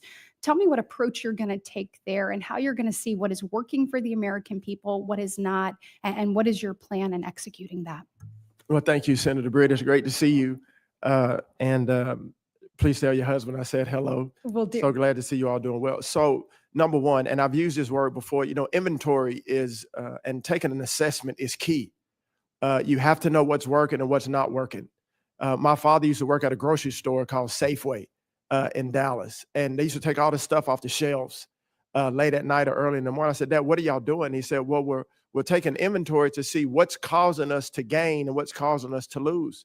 And I think that same principle in my own life, my business, foundation, ministry, taking inventory of the program that HUD is one of the first priorities we'll take. What's working for the American people, what's not? Is it building more affordable housing or is it not? Is it helping the homelessness in our country or is it not? Is it meeting the needs of Americans that we serve or is it not? And I think we go from there to come back to you, this committee, and Congress say, hey, this is what we have found. This is what works and this is what is not working. This is what is efficient and this is what is duplicative. And so I think those simple principles will do very well going forward. Excellent. Well, I look forward to working with you on that and your commitment to making sure that we get this right. Thank you. On behalf of the chairman, Senator Reed. Thank you, Senator Rounds. Welcome, welcome, Mr. Turner, very much. I want to welcome your family too. Thank you, sir. No one serves alone, and you're going to be supported by these wonderful people. We have a severe supply problem in housing, and that's why I'm a little bit surprised that in the president's elect's last budget, he wanted to zero out the home program and the housing trust fund. These are programs that have sole purposes to construct housing. And so what will we get by eliminating these programs if our need is to invest more in construction? Well, thank you, Senator Reed. So good to see you, and thank you for your time yesterday. As I've said before, Senator Reed, to your colleagues, it is my goal to look at the Housing Trust Fund and all the programs at HUD and to see how they are helping us to better do the job and carry out the mission at HUD as a whole. Well, thank you very much. Let me also talk about another program. That's the Family Self-Sufficiency Program, one that I'm working closely with Senator Britt to try to expand. As we talked about, this is a very good program. It allows families in subsidized housing to put money aside to eventually move on, and we hope to buy their own homes. Will you help us expand FSS as you are in the position as the HUD Secretary? Thank you, Senator. And if confirmed by your committee, any program that is helping people on the road to self-sufficiency and climb the economic ladder and become to thrive economically, I'm willing to look at, to work with you in this committee on. And thank you for your passion for that and your diligence in that, because my goal too is to help people to get off of government assistance and to be self-sustainable and achieve the American dream. Thank you. Let me follow on a point that Senator Tina Smith made. That is, we have problems with veterans housing, and we have to do much more. But remarkably, we've made more progress with veterans housing than any other population. From 2007 to 2023, veterans homelessness dropped 50%. Okay. And that's because it's not just HUD, but it's HUD. It's also VA with vouchers. It's also building. So can you look at that model that's been successful and see how you can incorporate more of it to affect other populations besides veterans? Yes, sir. And we said earlier, when you bring ideas to the table and you have data-driven, results-driven programs, I'm willing to look at all of those to see how we can better serve not only our veterans, but the whole entire mission of HUD. And so I look forward to working with you and your team and members on that. And I know you've talked about, and we had a good chance to talk about it in the office, about streamlining regulations, zoning. That is a responsibility primarily of states and localities, but HUD, I think, can play a critical role. And I hope you will follow up aggressively to in that critical role. Yes, sir. Thank you. Thank you very much. Now, I don't know if you can say anything, but are you thinking go Commanders? Anything Commanders, Redskins, I'm for it. All right. Okay. We can agree on that. Yes, we can. Thank you. And thank you for that great quote you gave me in the office. It's not about the best ideas or who asked the best questions. I remember that. Thank you. Thank you. The other one is be kind and no surprises. Yes, sir. Thank you very much. Yes, Thank sir. you. On behalf of the chairman, Senator Banks, and welcome to the committee. Thank you, Mr. Chairman. And thank you, Mr. Turner, for agreeing to serve your country in a big way. Excited to work with you. Each year, HUD distributes tens of billions of dollars of housing assistance to families in poverty through programs like the Housing Choice Voucher Program and Section 8. Unfortunately, these programs punish people for working and for getting married. And I wonder what can you do about that when you're in charge? What can we do to change those rules? Well, thank you, Senator Banks. And it was good to meet with you as well. These programs, when you do get married, when you do get a better job, when your wages do rise, you're disadvantaged and you're penalized for it. And so, the whole goal here is to get people into self-sustainability and on track to achieve an American dream, to thriving and not just surviving, to be not a lifetime on subsidies, but to get off subsidies and be able to take care of your family. And so we will commit to taking a deep dive and looking, into these penalties and how it disadvantages people that are on assistance. So thank you for bringing that to the forefront. And I look forward to further discussion on that. The Biden administration's so-called fair housing rule requires states and local governments that receive community development block grants to submit detailed reports to HUD on how they will advance equity, so-called equity, across all of their activities. Do you think HUD should be holding grant applicants hostage to a DEI agenda? I don't think we should be holding grant applicants hostage to anything, in particular something that's devastating to not only the individuals, but also the families. And so, I believe that when we give or grant assistance, that obviously there's accountability, there's transparency, but to hold anyone hostage because of a politicization of an agency or a process, I think is wrong across the board. So you agree to look into how we interpret that rule and perhaps apply it differently? Absolutely. Very good. In 2016, the Obama administration declared that it is, quote, unlawful discrimination for realtors and landlords to discuss a neighborhood's crime rate with prospective renters and buyers. And I wonder, it seems ridiculous to me, I don't know if you agree, to try to hide crime from a renter or a home buyer when they sign a lease or buy a home. How do you plan to interpret that rule? Well, I think if I'm buying a home or if I'm renting a home, I want to know about the crime rate. I want to know if my wife and my family are going to be safe.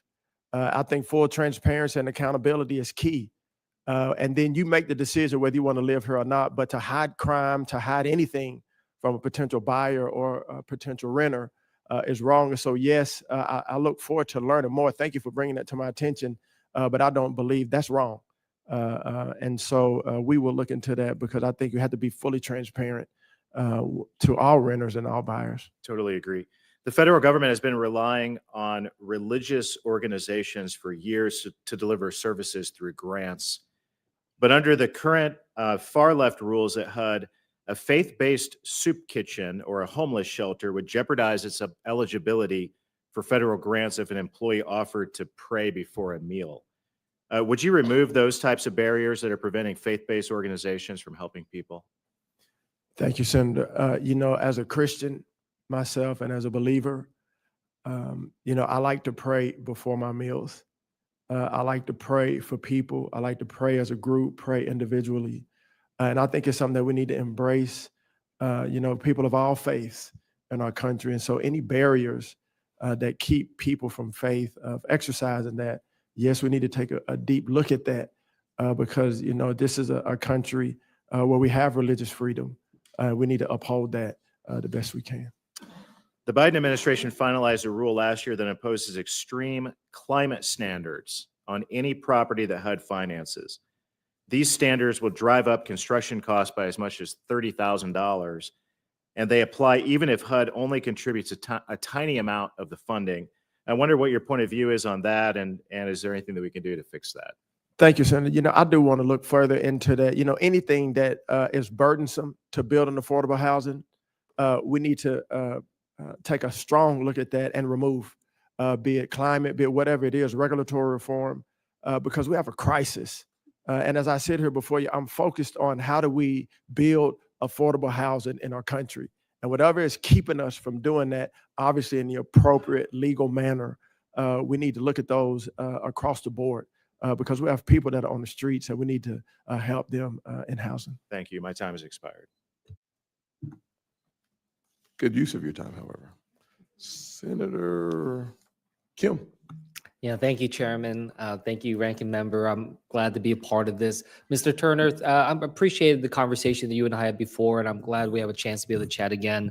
After our last conversation, I went back to some constituents in New Jersey, asked them what are the top issues, what are the things that they want to raise, and just overwhelmingly, not just for this hearing, but just writ large, is about housing, high costs.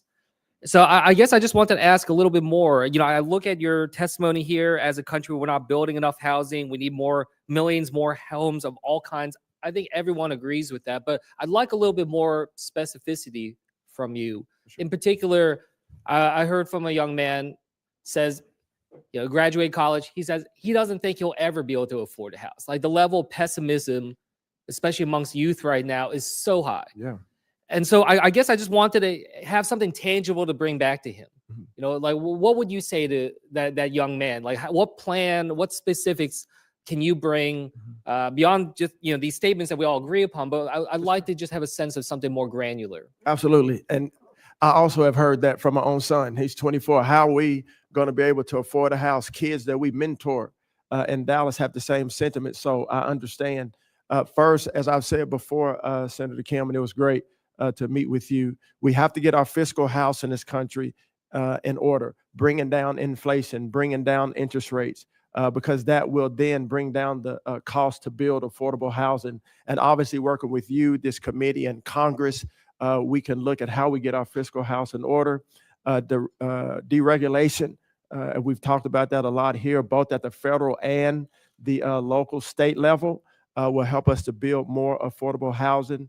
And those things, I think that when we do that and prices do come down and housing is built, that those that are in this younger generation will begin to have hope again. Because right now there's a lot of hopelessness in the younger generation about how they will afford a home. And so it is my goal, because it's personal to me. Well, I guess let me just expand a little bit more here. You said we need millions more homes of all kinds, single family, apartments, condos. I guess I want to just ask, how do we encourage the building of entry-level homes? We see, it's New Jersey, a lot of development that are luxury condos, large homes, but, it's hard sometimes with the market, to try to figure out how they're going to be able to go off of that. So I'm wondering, what are your thoughts there? Are there ways in which incentives to be able to build that type of housing has a place in the toolbox? Yes, sir. And I think the expansion of opportunity zones will play a great role in that. Because we saw a lot of affordable housing, first-time housing built, multifamily, duplex, single-family, manufactured homes built in opportunity zones. And so I think the expansion and the continuation of that initiative and program would give us a great advantage to meet that need. Well, I mean, I think that's right, but I think we also saw sort of an overemphasis upon commercial building when it came to opportunity zones. I think there was some challenge in terms of being able to direct that towards affordable housing. So that's something that, I think we should look at as we go forward. Another thing that I wanted to raise here, the Community Development Block Grant for Disaster Recovery. This is something where, you and I had a conversation about, different disaster issues that we've struggled with in New Jersey. It's not formally authorized, and as a result, it can oftentimes gets bogged down and be a very slow process. So I want to just ask, is that something you've looked at in terms of whether or not you would support permanent authorization of that program? Thank you, Senator. Yes, that is something I begin to study.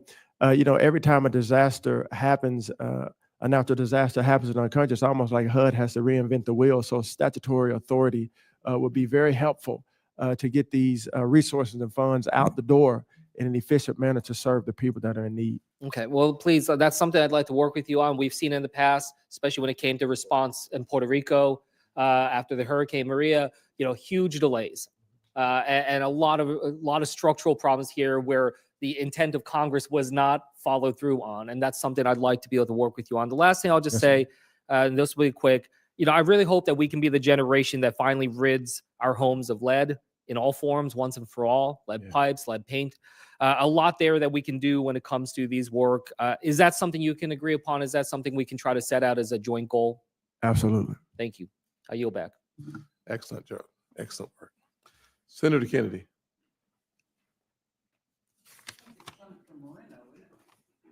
Yes, it is. I was merely seeing if you were paying attention and you passed my test. Good job, youngster. Well, first, thank you to my colleague, Mr. Senator Kennedy. So, Mr. Scott, thank you for being here. Thank you for your willingness to serve this country. Your background is incredibly impressive. I think we add you to the long line of incredibly qualified nominees from President Trump, and I'm hoping we get all of you confirmed quickly, efficiently, so you can get to work. And there is a lot of work to be done. Indeed. I will say, as a newbie here in Washington, D.C., this place actually fascinates me. It's really unbelievable. 5 years ago, if you made $60,000+ in this country, you could afford a home. Today, it's more than twice that. And you look at if you had supply and demand for dummies, you would open up page 1 and say, well, if you add 12 million illegals into a country in a period of time that require housing, perhaps housing prices will go up. And yet there's incredible denial about that fact. How do you think illegal migration, which has been completely insane over the last 4 years, has played into housing affordability? Well, thank you, Senator Moreno, and then congratulations to you. It's great to spend time with you. In the HUD report that came out on December 27th, it noted that illegal migration or illegal immigration has caused a lot of the homelessness in our country. When you have 12 to 20 million people coming across illegally to our country, it's going to be a great burden on the economy, on housing, on homelessness, on health in our country. And so, as the report said, it is a huge burden. And that's something that I think that we, as a country, as you, Congress, as the White House, have to work to eliminate so that we can take care of the American people. Yeah, so basically the government allowed 12 million people to come into the country illegally over the last 4 years. They've unleashed fiscal stimulus unlike at any point in our history. Trillions of dollars of fiscal stimulus that led to higher interest rates. Then you look at the regulations that led to higher housing costs, and yet we convene to figure out how to lower housing costs. It is pretty remarkable process to watch as somebody who's from the outside. Is there anything else that you've seen that you'd like to do that are priorities to lower the cost of housing? Because like Senator Kim said, this is the issue I hear over and over again, whether it's that 20-something that wants to not live in their parents' basement, or the parent that does not want to have that 20-something living in their basement. They both agree. But the reality is it's really expensive to own a home in this country, very differently than when President Trump was back in the White House. Is there anything else that you think that we could be doing in that regard? Well, you know, so far we talk about regulatory reform. We've talked about bringing down the cost of material, the cost of construction, the expansion of opportunity zones. And I think engaging the private sector and bringing the private sector in, because, you know, people that do this on a daily basis, government can be a great partner. Obviously, the government is not the only solution. So to bring the private sector in to help with these solutions, that's something that I want to do if confirmed by this committee, is listen. You know, listen to those that are in the localities, listen to those that are in the private sector that have been successful in building affordable housing, workforce housing. I think that would be a great advantage for us. Well, thank you. And if I have one request for you. As you know, we need a lot of help in Cleveland. We have affordable housing, quote unquote, HUD subsidized housing. That I was just in a Homeland Security meeting talking about illegal migration and the need for, on the other side, they think the solution is to provide better housing to illegals at our border. There are housing projects in Cleveland that if we put illegals in those projects, we would be sanctioned by the UN for human rights violations. I would like you to see those firsthand. These are conditions that no human, let alone an American citizen, should ever be allowed to live in, and yet it's gone on. And quite frankly, as you know, a lot of people make a lot of money as a result of those kinds of conditions. I would love to have you come to Cleveland to see that firsthand. Yes, sir. Thank you. Thank you. I yield the rest of my time to my colleague from Louisiana. Thank you. Senator Cortez Basto. Thank you. Actually, I will take a pass. Certainly. Okay. I'm We'll running come between back three to you. committee hearings right Okay. now. Thank you. Senator Gallego. Thank you, Mr. Chair. And Mr. Turner, it was great meeting you in your office. As you know, Arizona is at the forefront of housing scarcity on all fronts, whether it's apartments, whether it's housing, whether it's new, old, and it's not just the metro area, it's even our rural areas. So, you know, I'm always looking out for the comprehensive solution, as well, of course, dealing with the rising homelessness, which are all kind of attached to this. So we talked about a couple of areas in my office, and just want to reiterate, you know, especially for our number one, our families right now that can't afford housing. Last year introduced the Housing Vouchers Fairness Act to address increased demand for affordable housing choice vouchers in our fastest growing cities. And for my colleagues here, what that basically means is there are some areas of this country that are not using their housing vouchers, largely because of either bad administrative process or the fact that just you guys are losing population. Places like Arizona, Nevada, Texas, and Florida have a demand for these housing vouchers. And, as I said before, it's the HUD. HUD has the right to actually reallocate those vouchers if they're not being used. So just want to have a commitment that you're going to look at that because that would actually help put a lot of people off the streets and into housing. And especially, again, if they're not being used by anywhere else, they should be effectively used somewhere. Yes, sir, Senator. And it was great to visit with you and hear your care and your passion for your state and constituents. And yes, I do commit to working with you and looking further into that, as we said in our meeting. Thank you. And so, one of the things that we see in Arizona all over the country is that we have a lot of families in different situations, but we do see mixed status families. And I agree with a lot of my colleagues here. If you are an illegal immigrant, you shouldn't be receiving any subsidized housing. If you're two illegal immigrants living together, you should not receive any federal subsidized housing. But I am concerned about mixed status family, and that happens a lot in our world where you have one parent who is an American and who is legally here or has a child that's an American.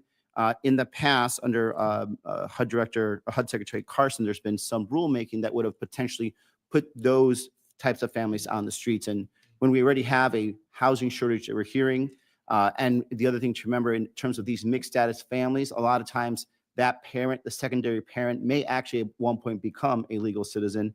I'd like to make sure that you at least understand and do not rush to kick more people out of their homes, because you're likely kicking out a couple Americans in the process. And again, overall, agree with the sentiment. We should not be using our federal dollars or in general tax dollars to house illegal immigrants. But when it comes to our potential of making some of our American families homeless, we have to be very careful about how we execute that. We want to make sure you understand that and work through that in the process also. Thank you, Senator. And then, so, when it comes to that, if you understand the mixed status family situation, American kid, American parent, undocumented, would you say that that's something that would be a reason to evict these families from federal housing? Well, Senator, one thing, if confirmed by this committee, as the Secretary of HUD, we have to take care of American citizens and American families. It's not only the right thing to do, it's not just what we're called to do, but it's the law. Even right now, we are not serving the amount of American people, American families that we've been called to serve. And so as a HUD Secretary, if confirmed by you in this committee, my job will be to uphold the laws on the books. And I know oftentimes we have to make hard decisions because we do not like to tear up families, but we have an obligation to serve the American people and uphold the laws on the books. Right.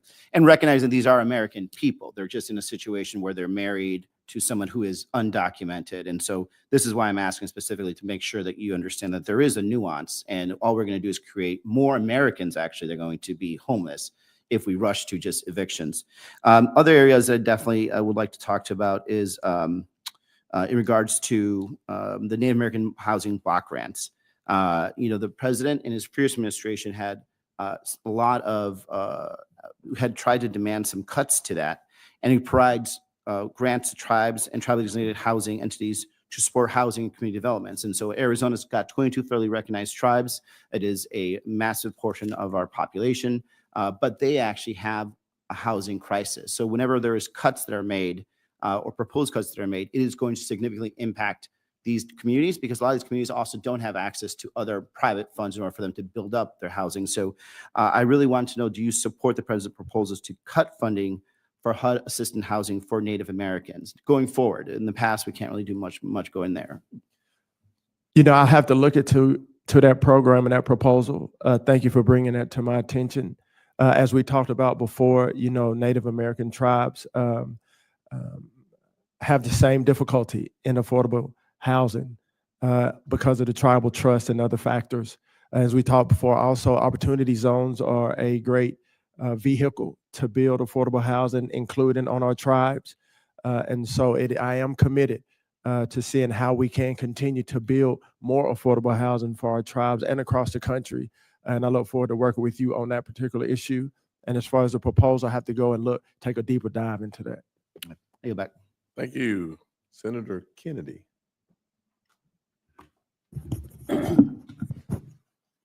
Thank you, Mr. Chairman.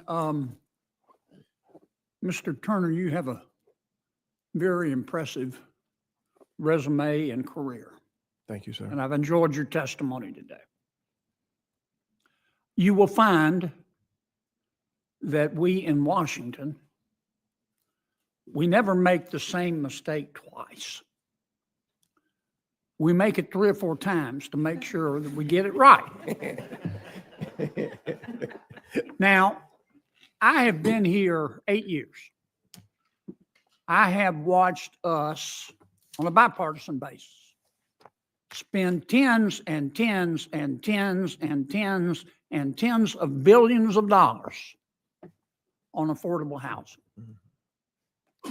And the result is that 10 years ago, the average age of a first-time home buyer in America was 28.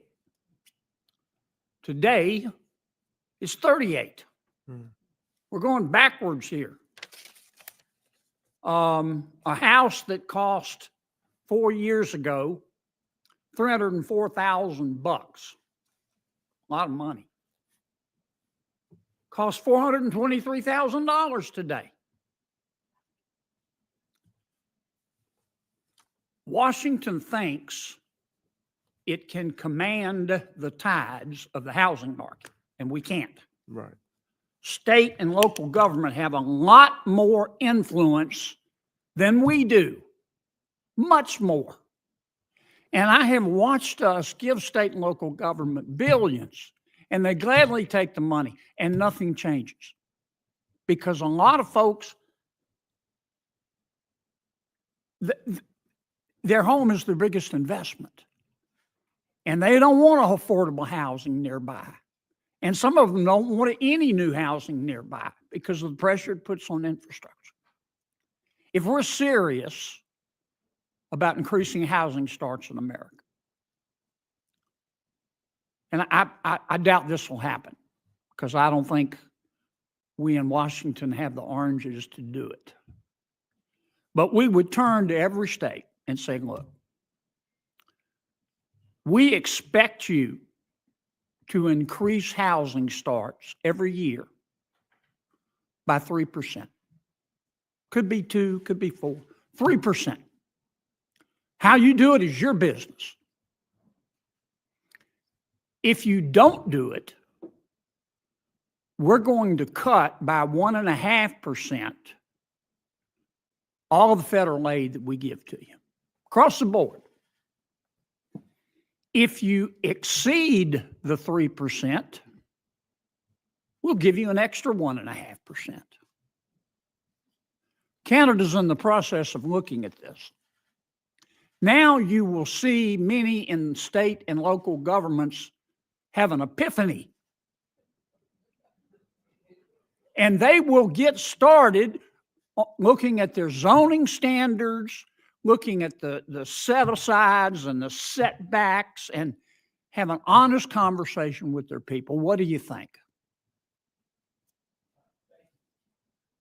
Thank you, Senator Kennedy.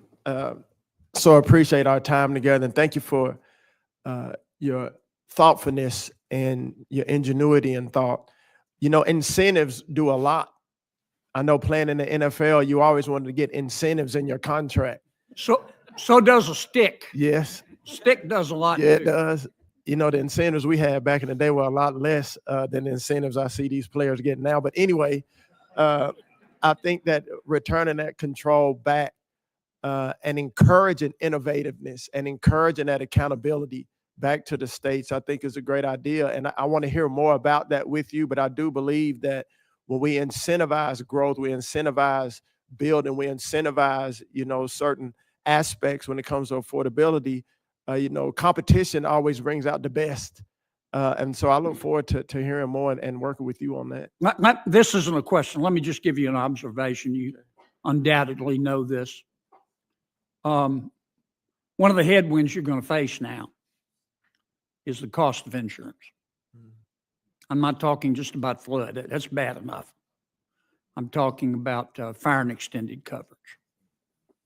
Under our chairman's leadership, Senator Rounds and I are working on a bill, not just dealing with flood, but dealing with all casualties. We're going to have to face it. It's coming. We've all seen what's happening in California, but it's not just California. It's Appalachia, it's Florida, it's Louisiana, and we're going to have to address this. I'm not talking about government subsidies. I'm talking about setting up some sort of national program that invites as many people as possible to join so you can spread the risk, strict underwriting so that the premiums are not subsidized. And I hate to see the federal government get in the insurance business, but Amen. by God, it looks like we're going to have to. And I'm way over, but I used that extra time that Bernie gave me. Thank you, Senator. And 17 additional seconds. So you're right, he gave you extra time. Cortez Masto, exactly, who's counting. Thank you. Thank you, Mr. Chairman. Mr. Turner, it's good to see you again. Thanks for meeting with me. Great to see you, ma'am. And welcome to your family. Thank you. I know some of this conversation you already had with my colleagues, but I'm going to rehash some of it because particularly around housing and affordable housing, it is the #1 issue in my state. It is happening an issue for across the country, but in Nevada, this is something that we have been dealing with. We are a little bit unique in the sense that over 80% of our land is owned by the federal government. So we need support and work with the federal government to identify land where housing can be built. Right. And that's where not only Department of Interior, but that's where HUD comes in, BLM and HUD working together. So I'll be looking at you to work with us there on those issues. But let me ask you this. I appreciate my colleague, Senator Kennedy's comments about federal funding. And if he wants to transfer federal funding to places where there's been effective use of it, he can send it to Nevada. There's more that needs to be done, but the federal financing is a key part of financing housing and affordable housing in Nevada. Let me just give you an example. We have the Patriot Place Apartments in Las Vegas. It is home to 50 formerly homeless veterans. And these homes were built thanks to HUD's Home Investment Partnerships Program and vouchers, among other programs.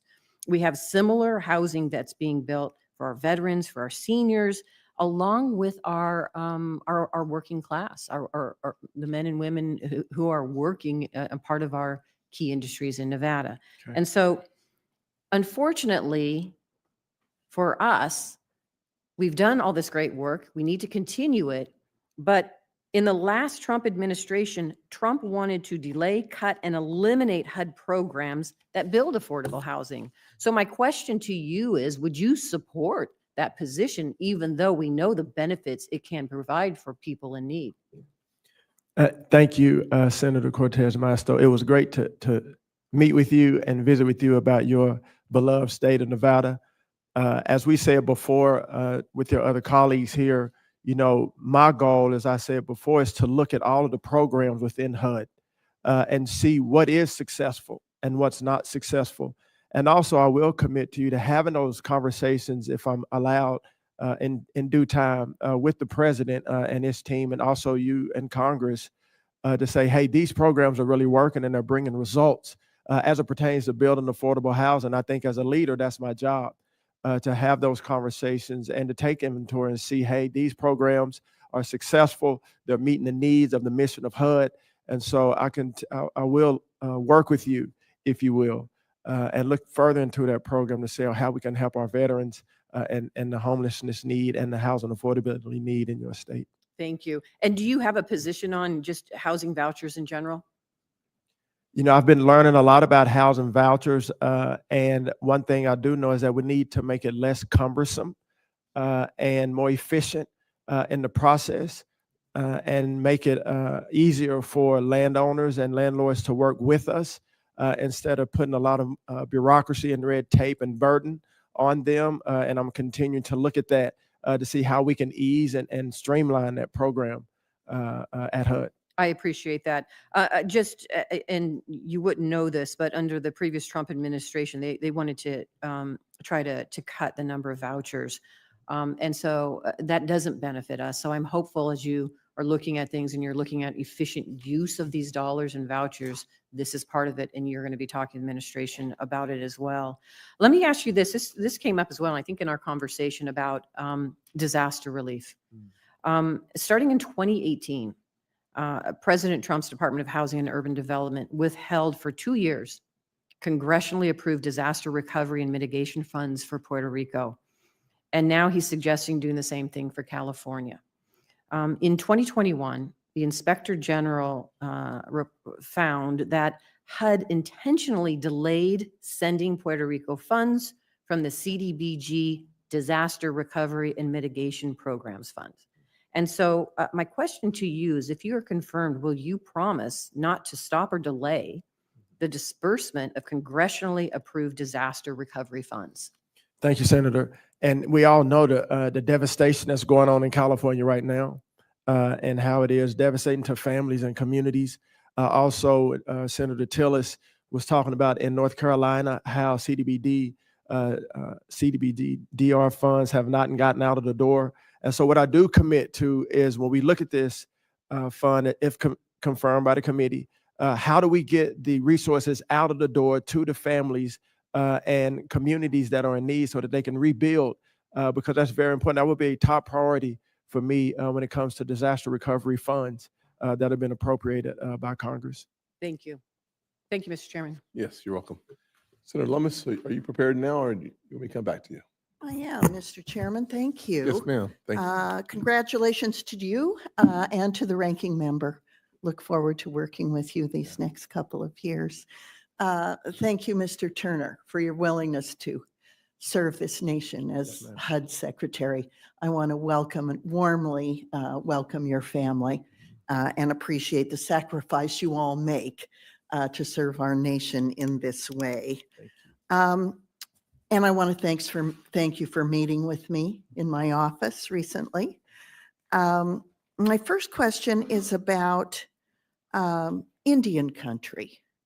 I know for a lot of states, tribal issues are really hard to attack because they're culturally challenging for those of us who are non-Indians.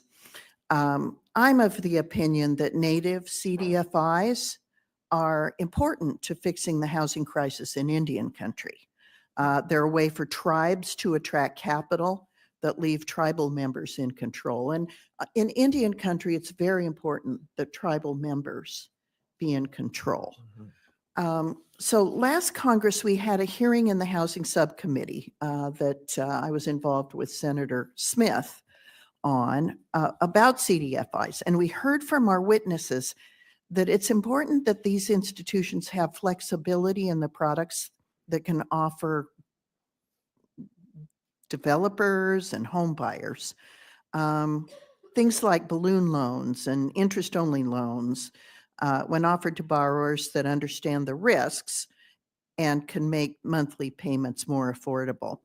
CDFIs need permission from the CDFI fund at Treasury to offer these products and keep their CDFI status. So will you work with Treasury? And I'm happy to go hand in hand with you to Treasury to ensure the flexibility tribes and native CDFIs can offer, so we can have solutions to the housing crisis in Indian country. Yes, ma'am. And thank you, Senator. It was great to visit with you. But yes, I will commit to working with you. And I believe also Senator Warner was talking about CDFIs in his statement. I do look forward to work with you and Treasury to make sure we're meeting the needs of the tribal nations. Thank you. I want to call your attention to a bill that I'm sponsoring with Senator Fetterman. He used to be on this committee and is no longer. Today, we're reintroducing the Whole Home Repair Act, and it'll create a program that supports low-income homeowners and small landlords trying to cut through red tape and apply for grants to repair dilapidated and unsafe housing. So the focus of a lot of the hearings that Senator Smith, when she chaired the Housing Subcommittee, and I worked on were rural housing needs. And I assume you've seen that in your home state as well. You know, we do have a big need in rural areas around the country. And I'm from Texas, so we do have a lot of rural areas. And, you know, oftentimes when people thinking about home affordability and they think about poverty-stricken areas, it's urban. But our rural neighbors and rural friends have the same, if not more, need when it comes to home affordability. And so I do look forward, if confirmed by the committee, to looking more at how we can serve our families and communities in the rural areas around the country. Will you help Senator Fetterman and I by providing technical assistance in this matter as it moves forward? Yes, ma'am. I look forward to working with you both. Thank you, Mr. Turner. There's a program called Housing First, and it's been the law of the land for 2 decades now. And yet homelessness is a bigger problem than ever. So clearly Housing First doesn't work for everyone. Do you have some ideas that you can bring to us about how to tackle the homelessness question? Yes, ma'am. And, you know, homelessness is something that's near and dear to me. Obviously, I gave the testimony about one of my family members who was found homeless. Yeah. And we were able to get him help, obviously. But housing is one part of it. But I like to look at the person as holistic as I can. You know, you talk about housing, healthcare, fitness, education. And so I think the wraparound services are vital and key when it comes to eradicating and attacking homelessness, and also involving the local organizations that are doing this on a day-to-day basis, like what I was involved in back at home, who every day are meeting the needs of our homeless neighbors, not only from a housing standpoint, but from a mental health standpoint, from an education, healthcare standpoint. And so I look forward to doing this if confirmed by the committee. Boots on the ground, Mr. Chairman. Thank you so much. My home state of Wyoming doesn't have any professional football teams, but we do have our University of Wyoming quarterback, Josh Allen, quarterbacking the Buffalo Bills. So obviously I'm a Bills fan, and looking forward to his progress this month. Thank you, Mr. Turner. Thank you, Senator. Thank you, Senator Blunt Rochester. Thank you, Mr. Chairman, Yes, and ma'am. thank you to you and the ranking member for the warm welcome. I'm looking forward to working with the members on this committee.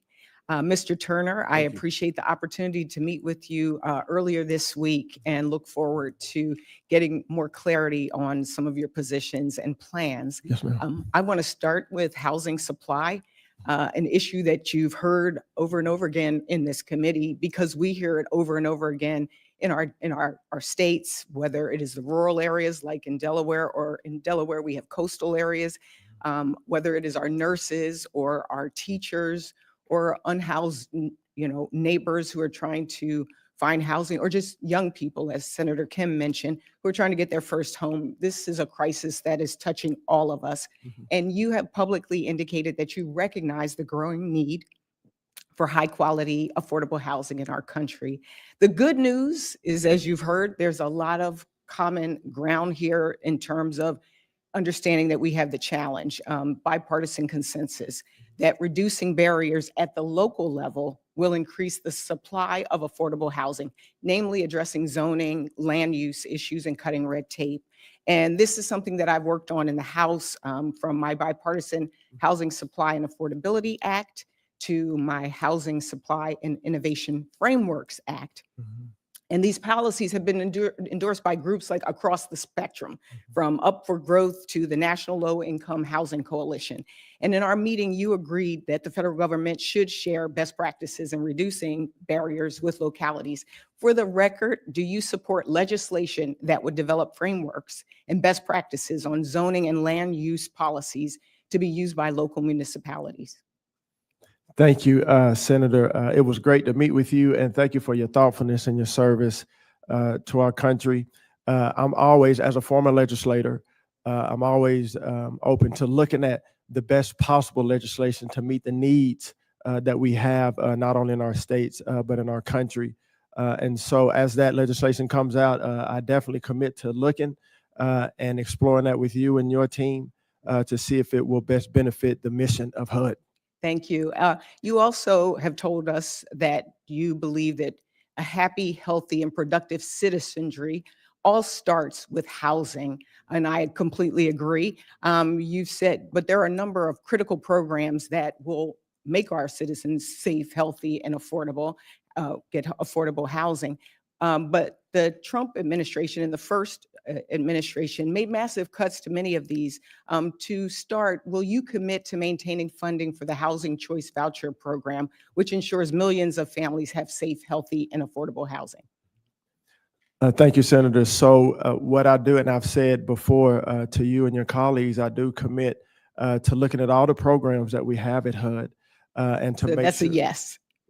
I look forward to looking at. looking into them, yes, ma'am, and Okay. maximizing the budget we have to make those programs better. One of the other areas that we talked about, I think I shared with you in our meeting that I served as a Secretary of Labor in the state of Delaware. I tell people if I had another middle name, it'd be Lisa Blunt Jobs Rochester. So I am very much focused on jobs and the economy. But I asked you specifically your position on work requirements tied to people having housing opportunities in programs like Section 8. Could you share your position there? Yes, ma'am.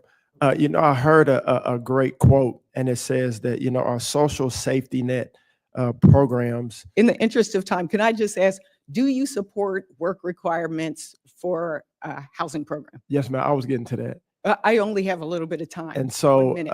I think that, it's good for people to work. And I think a great I do precedent too, was but set. do you support work requirements tied to housing opportunities for public? Yes, ma'am. I think it's good. I think we should encourage The people to answer- work as your their answer own is yes. assistants. I just needed to get an answer. And then lastly, I do agree with Senator Kennedy as well about the challenge of extreme weather, what we're seeing, and that it is making harder for people to even secure a mortgage in most vulnerable areas. What role do you think HUD should play in addressing the insurance crisis? When Senator Kennedy brought that up, it came to my attention. This is getting ready to be a huge issue.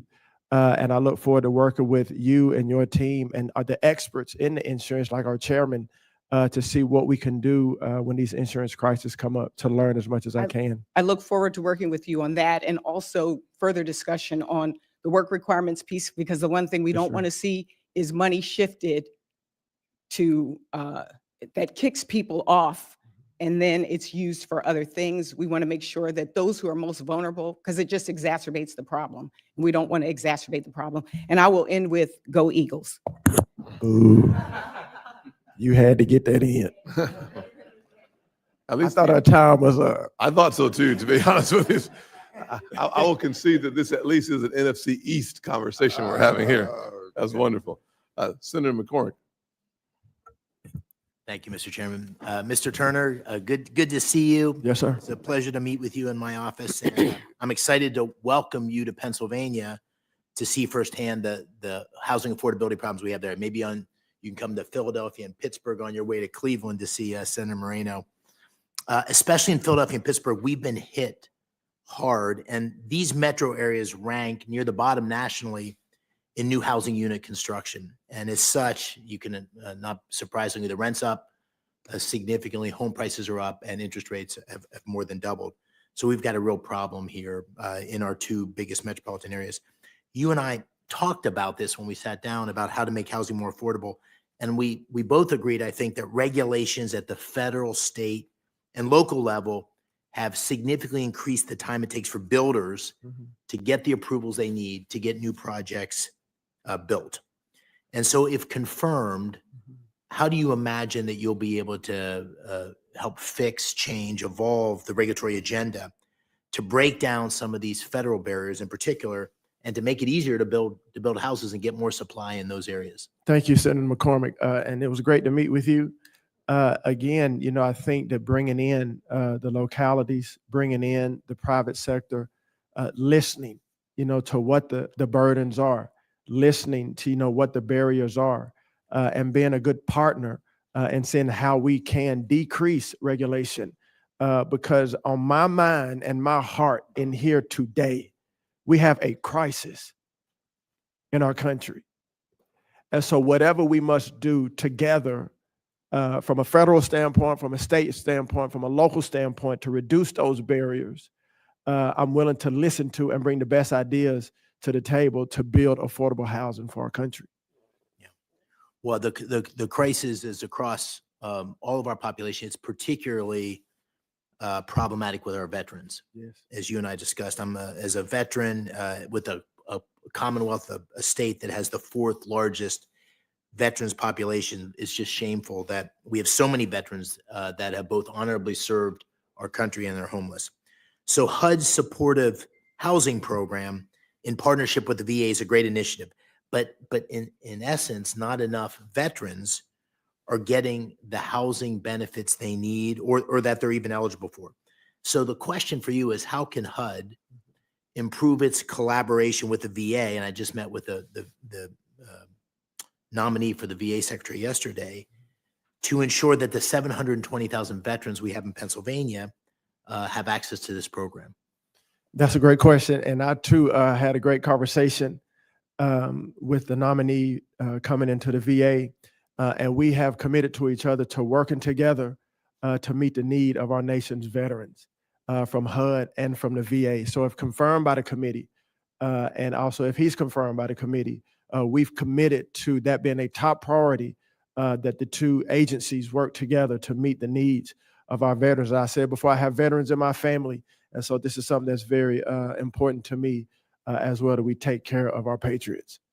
You know, I understand before I arrived that you had answered several questions on opportunity zones, but because it was such a signature part of the first Trump administration and because they were so effective, what lessons did you learn? What are the kinds of things you're going to be focused on in the opportunity zones, and in particular new learnings, new things from the experience you had in the first Trump administration? Great. Thank you for that question. I think that we can capitalize and improve on the successes we had, but also this time getting the rules out quicker so that we know exactly, what we're working with to give us an opportunity to build more affordable housing. I think it'll be a great vehicle for us to meet the need of the affordable housing crisis that we have in our country. Also to increase the operating businesses.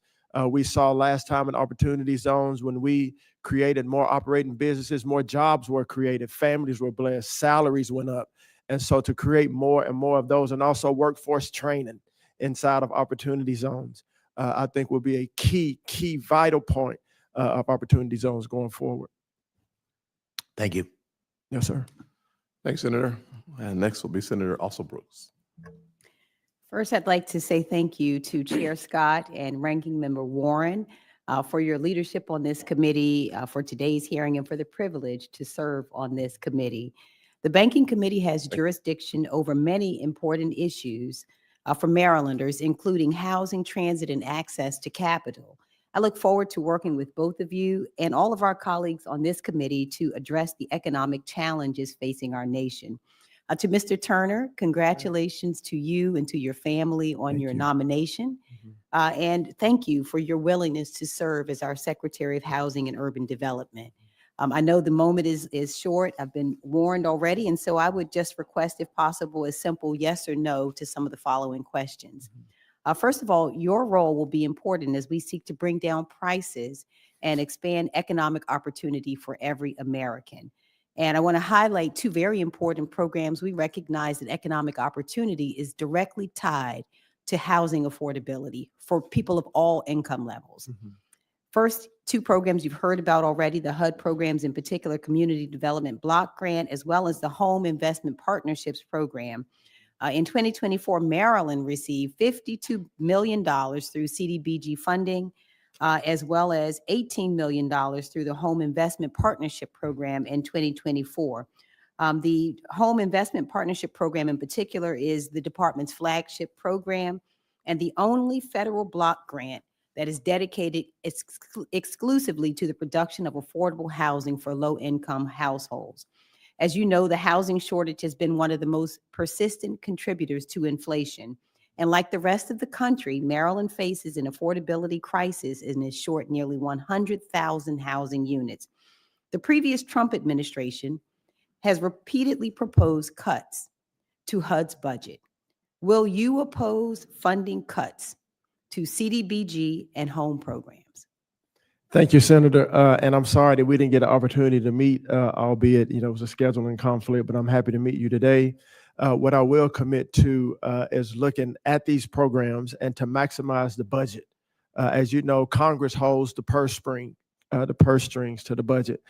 My job, if confirmed as Secretary, is to maximize that budget to meet the needs of our country, to serve those we've been called to serve. And so I do commit to that. Thank you. But you will have an opportunity, if you're confirmed as Secretary, to oppose cuts to these important programs. And so my question is, would you oppose cuts to these two important programs?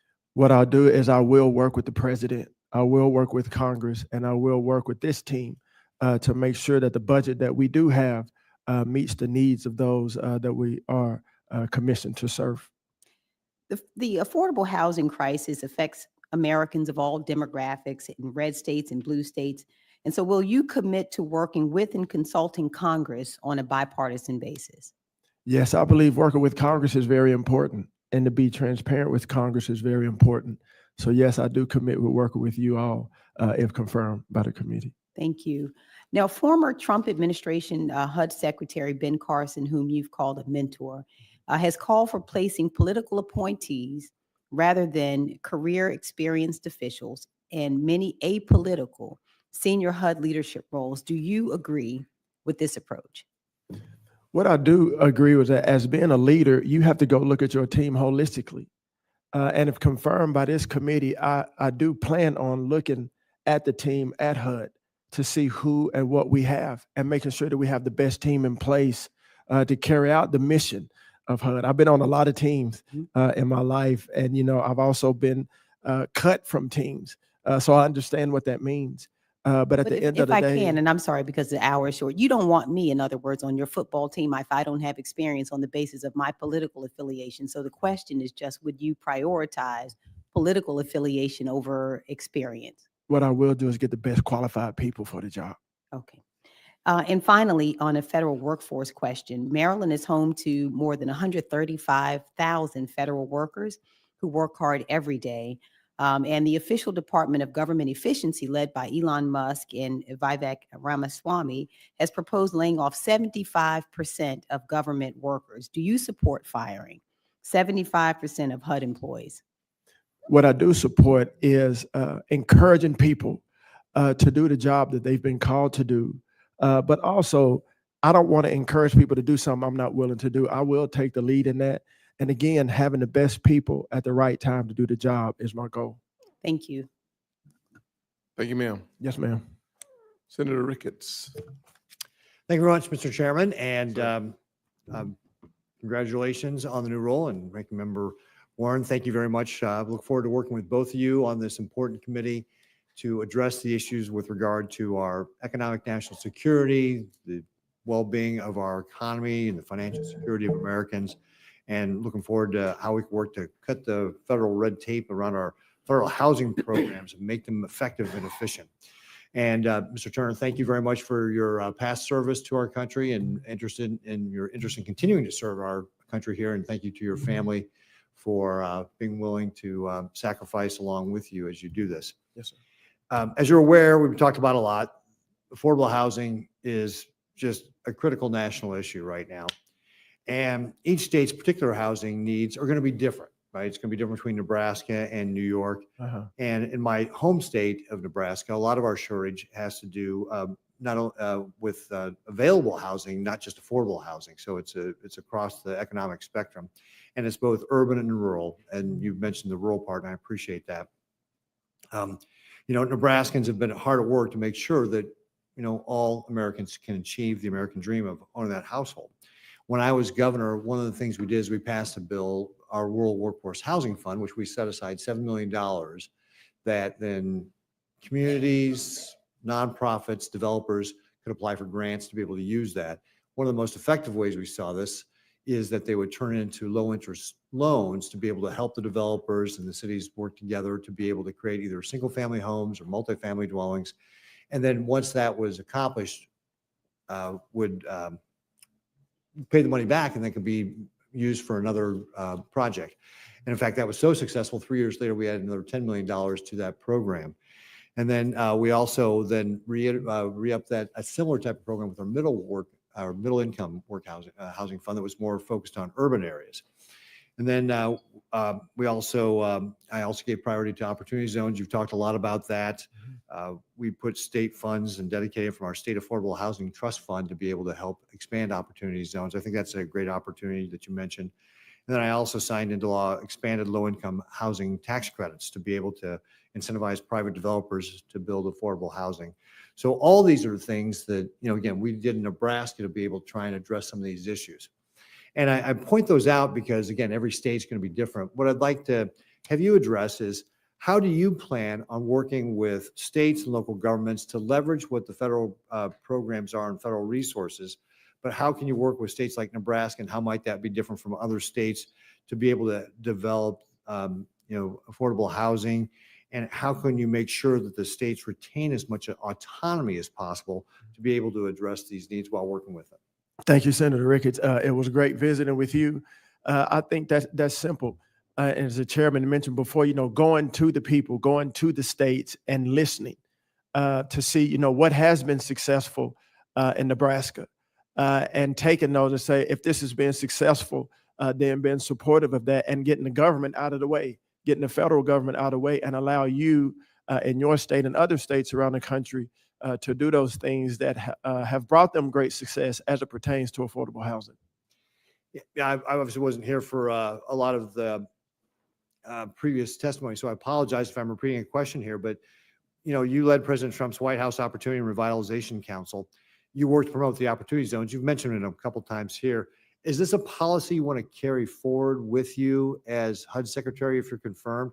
And are there changes to the program you would make based upon your previous experience? That absolutely is a policy we want to carry forward because the impact of it was tremendous. And obviously, in every policy, every piece of legislation, every program that's been successful, there's always things you can tweak. And we talked about watching film earlier. We have the first round of opportunity zones, so we got a lot of film on it, and the improvements that we could make, take the successes of it and do them better. Hopefully we can get the rules out quicker. We can increase operating businesses, but also use it as a platform to build more affordable housing and create jobs in our country. So how do you propose to incentivize states like Nebraska to be able to work with you on your priorities and get them willing to put in state funds in tandem with the federal policies? I think, when you ask people to work with you, you have to show some success. You have to show that you are transparent, that you are willing to do what it takes to be efficient. And I think when people see your successes and what you're putting forward, they're more apt to work with you. And so to go to states like Nebraska and lay out a plan of what we want to do from a HUD standpoint and work with you and other states, I think will create a great partnership going forward to meet the mission of HUD. Okay. Well, one of the things we talked about was Americans experiencing homelessness and helping them find a safe and stable home. So obviously the heart of HUD's mission is to be able to do that. And it's been a bipartisan priority. HUD's 2024 point in time count identified 771,480 people experiencing homelessness, an 18% increase from the previous year and the highest number ever recorded. I know I'm just running out of time here, but can you give me just a high level, how will you use your office and your platform here to be able to reduce homelessness? Yes, sir. Thank you. And I'm very familiar with that report to take inventory of the homelessness in our country and the programs that we provide at HUD, what's working and what's not, and also to engage, the localities and organizations, including faith-based and others that are successful around the country, and partner with them. Great. Thank you. Thank you, Mr. Chairman. Thanks, Senator. Senator Warnock. Thank you, Chairman Scott. Congratulations. Appreciate it. And congratulate not only you, but Ranking Member Warren on your selections to lead this important committee. I look forward to working with you on the important housing needs of Georgians. Mr. Turner, welcome back. Thank you, sir. And welcome not only to you, but also to your family.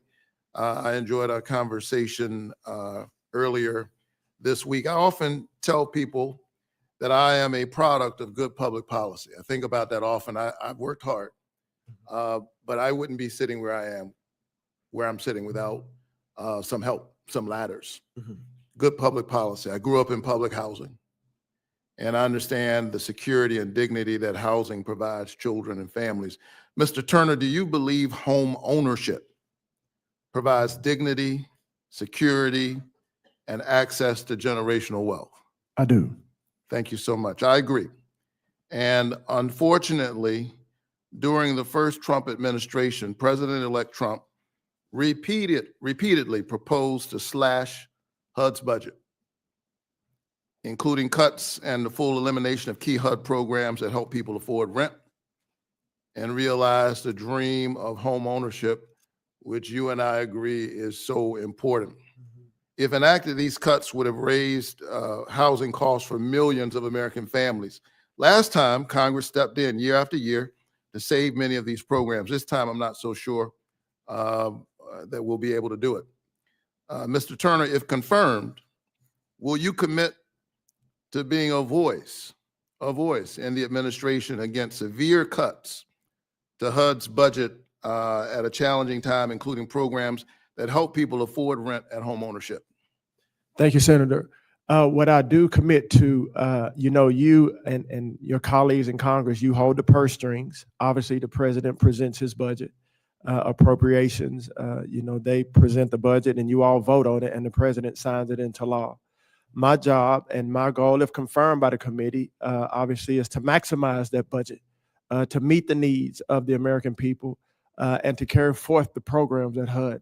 And so I do commit that to you. Will you be a voice to hold the line to protect programs that provide the dignity of home ownership and make rent affordable for working class people, for poor I do commit to having those conversations with the president and with Congress as it pertains to being an ambassador and a voice for HUD and to maximize the budget that we are given to make sure those programs are efficient and meeting the needs of the American people. I do commit that to you. All right. I know you can be a voice. You're a preacher. They didn't mention that. Everybody's talking about the football player. Yeah, and we only have 2 minutes. And He's you a ain't even got to preacher your second point. and you're a preacher and elected official, both of us. So loquacious of speech. Yes. But this is a serious issue because the racial home ownership gap has been widening over the last few years. Yesterday, we celebrated Dr. King's actual birthday. Monday is the holiday. And folks often talk about those two key civil rights bills, the accommodations law in 64, civil rights laws, voting rights law in 65. We don't talk enough about fair housing. That is a victory of Dr. King's. That law was signed into law just a few days after his assassination. But that is a result of his work. The first Trump administration sought to weaken and even rescind landmark fair housing laws pushed through by Dr. King. If confirmed, you would be responsible for enforcing these fair housing laws. If confirmed, will you commit to vigorous enforcement of the nation's fair housing laws?